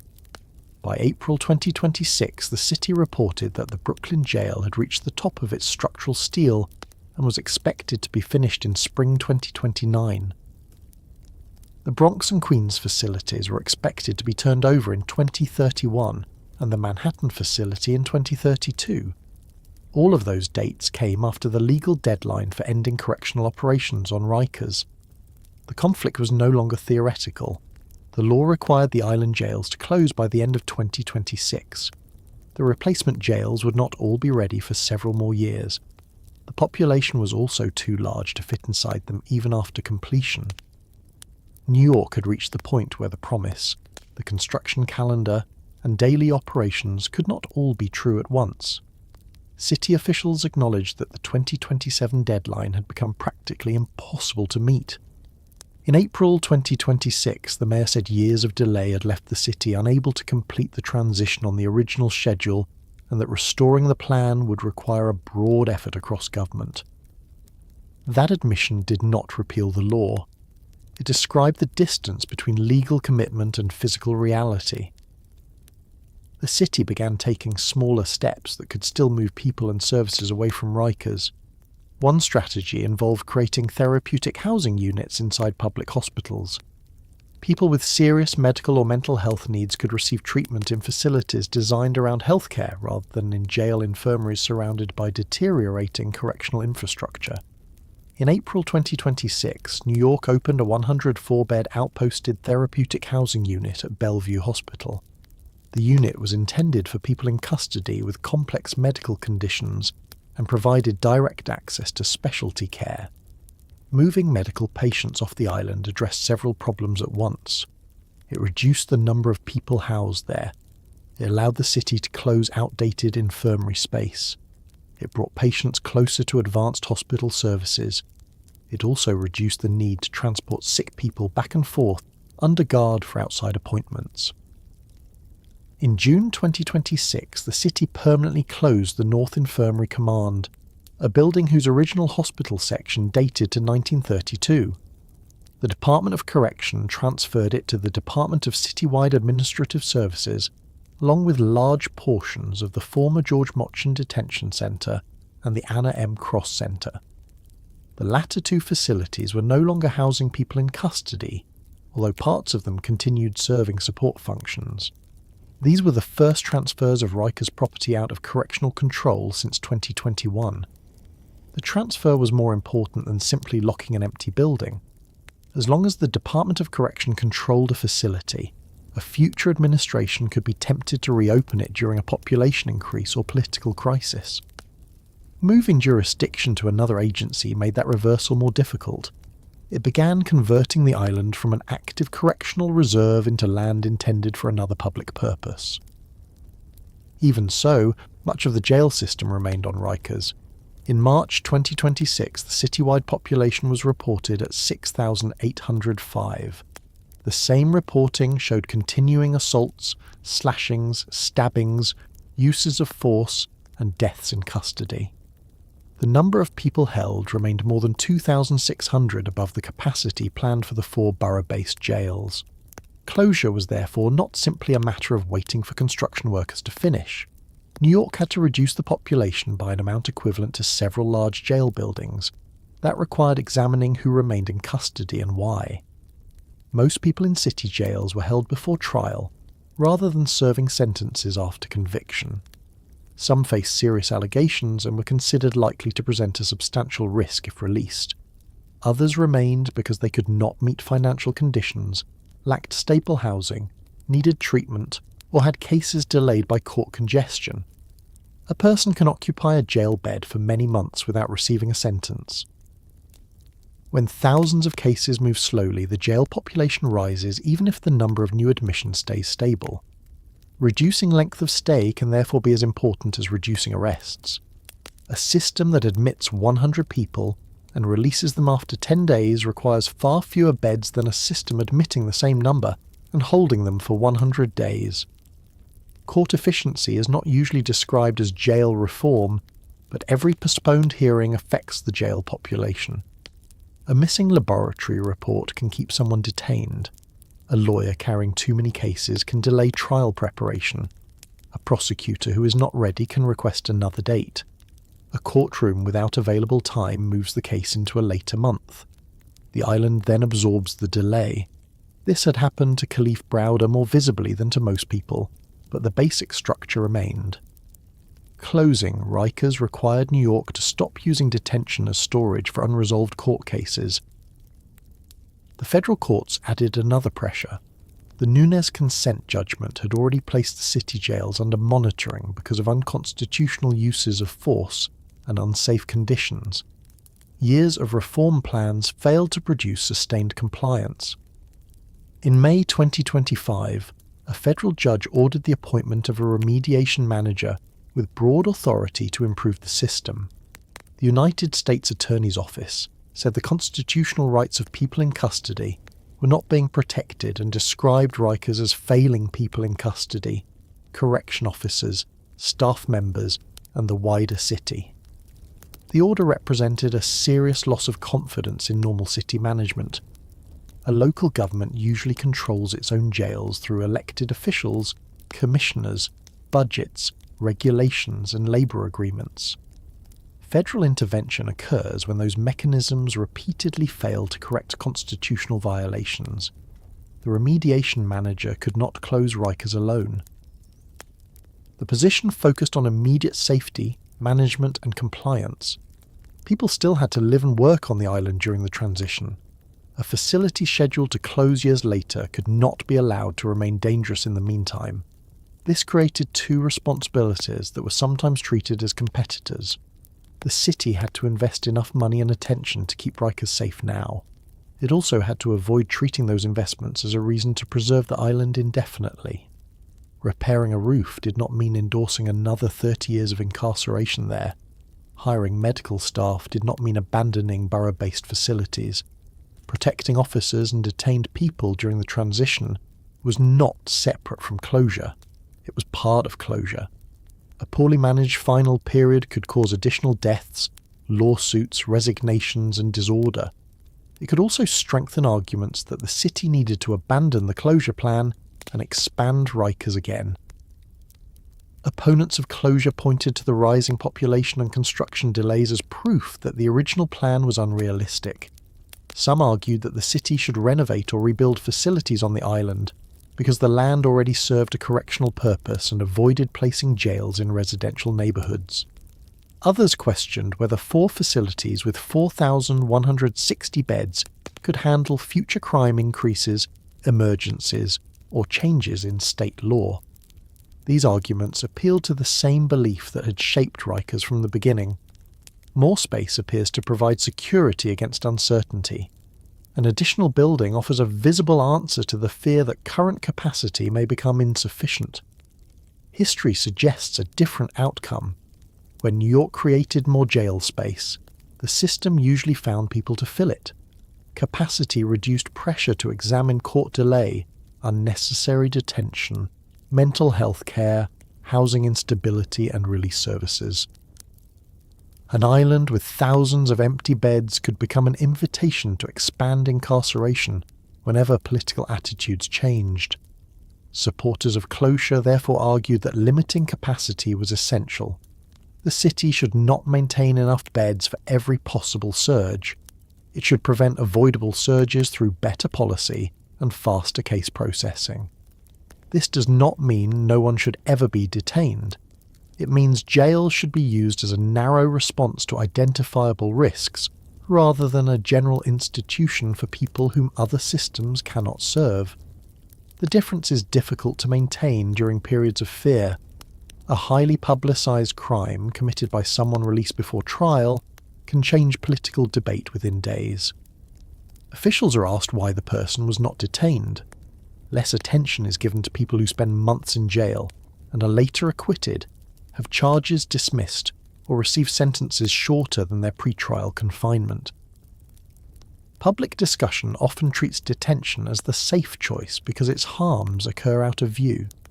Rikers showed that detention also carries serious risks. People can be assaulted, become ill, lose housing, lose work, experience psychological deterioration, or die while waiting for a case to be resolved. Public safety includes what happens to them. It also includes what happens after release. Most people held in city jails eventually return to New York neighborhoods, a jail that leaves them more traumatized, less healthy, unemployed, homeless, and disconnected from family can make the city less safe. A well-run facility should prepare for release from the first day of confinement. That requires access to lawyers, medical care, education, treatment, housing assistance, identification documents, benefits, employment support, and family contact. Borough-based facilities were designed partly around these goals. Modern buildings could include smaller housing units, better sightlines, climate control, treatment spaces, classrooms, recreation, contact visiting, and technology unavailable in the older Rikers structures. Their location near courts and communities could reduce transportation and increase outside access. No design can guarantee a humane institution. The first Rikers penitentiary had also been introduced as modern. New walls eventually absorbed old practices. The borough jails could repeat that history if the Department of Correction carried the same habits into them. An officer who believes humiliation creates obedience will not become more respectful because the workplace has larger windows. A supervisor who approves false reports will not become accountable because a camera system is newer. A court culture that accepts repeated delays will continue filling beds regardless of the building's location. A mental health system that relies on jail will send psychiatric patients to the borough facilities instead of the island. Closing Rikers requires institutional change, not only geographic change. Training must be connected to supervision. Misconduct investigations must be timely. Medical decisions must not be overruled by administrative convenience. People with serious mental illness must receive treatment in appropriate settings. Young people must remain outside adult jails. Families must be treated as part of rehabilitation rather than as security problems. Court data must identify cases that have remained unresolved for unreasonable periods. Officials must know why each person is detained and what would be required for safe release. Without these practices, the 4 replacement jails could become cleaner versions of the same system. The future of the island itself raises a different question. Once correctional operations end, Rikers cannot easily become an ordinary neighbourhood or public park. The island remains physically shaped by landfill, environmental contamination, methane, unstable ground, restricted access, and decades of correctional construction. Any reuse will require careful engineering and environmental work. Proposals have focused on infrastructure rather than residential development. Advocates and legislators have discussed renewable energy, wastewater treatment, composting, organic waste processing, battery storage, and other sustainability projects. In 2026, City Council legislation proposed requiring a redevelopment plan centred on sustainability and climate resilience. These ideas would give the island a new role in New York's future. The same land that received the city's garbage, and later its detained population, could support systems for energy, waste, and environmental protection. That transformation would not erase what happened there. Buildings can be demolished, roads can be removed, fences can be cut apart, names can disappear from maps. The records will remain. Families will remember where relatives died. Former detainees will remember the bridge, the holding pens, the dormitories, the Bing, the medical units, and the sounds of officers approaching. Correction workers will remember assaults, overtime, exhaustion, friendships, fear, and the strain of working inside a failing institution. The island cannot escape its history by pretending it never happened. It can only stop repeating it. As of July 2026, Rikers remains open. The original 2027 closure timetable will not be met in the form approved 7 years earlier. The first borough jail is not expected to be completed until 2029, and the final facilities are scheduled years after that. At the same time, the city has closed and transferred some Rikers buildings, opened hospital-based therapeutic housing, appointed a closure coordinator, and continued construction in the boroughs. The result is neither closure nor abandonment of closure. It is an extended transition whose outcome still depends on political decisions. A future mayor could accelerate construction and population reduction. A fiscal crisis could delay both. A rise in crime or public fear could increase detention. A federal manager could improve immediate conditions. Court reform could reduce length of stay. New hospital units could remove more patients from the island. Each decision will determine whether Rikers becomes a former jail complex or remains an institution New York repeatedly promises to close. The history of the island offers a warning about temporary solutions. The original purchase was supposed to provide space for a more modern correctional system. Landfill was supposed to make the property usable. The first penitentiary was supposed to replace corruption and decay. New buildings were supposed to relieve crowding. Segregation was supposed to control violence. Internal reforms were supposed to restore accountability. Each solution addressed a visible problem without fully changing the system that produced it. The closure plan can fail in the same way. New York could move people into 4 modern buildings and declare success while maintaining long pretrial detention, inadequate mental health care, excessive force, and weak accountability. That would close Rikers Island without ending what Rikers represented. A more complete success would look different. The number of people jailed would remain low because cases moved quickly and detention was used carefully. People experiencing mental illness would receive treatment before a crisis led to arrest. Those released would have housing, medication, identification and support. Families could visit without crossing an isolated bridge. Lawyers could reach clients easily. Officers would work reasonable hours in buildings designed for safe supervision. Misconduct would be investigated without institutional delay. Deaths and serious injuries would be treated as failures requiring public explanation, not unavoidable features of jail life. Those changes are less visible than demolishing a cell block. They are also more difficult. A city can hire a contractor to tear down a building. It cannot hire one contractor to repair the relationship between poverty, illness, policing, courts, detention, and public safety. That work belongs to many institutions and continues after the construction cranes leave. Rikers Island became America's most notorious jail because New York concentrated its unresolved problems in one isolated place. It sent there people awaiting trial, people serving short sentences, people needing psychiatric hospitals, people withdrawing from drugs, homeless people, sick people, teenagers, and people accused of serious violence. It expected correction officers and jail administrators to manage the result behind walls the public rarely entered. For decades, the distance protected the system. Then stories, videos, investigations, court decisions and deaths made the island visible. The final test is whether visibility produces lasting change. An island cannot decide what its history means. New York will decide through what it builds, what it closes, whom it detains, how long it holds them, and what it accepts as normal. Rikers may one day stop being a jail. Whether the city escapes its history will depend on what happens after the last bus crosses the bridge.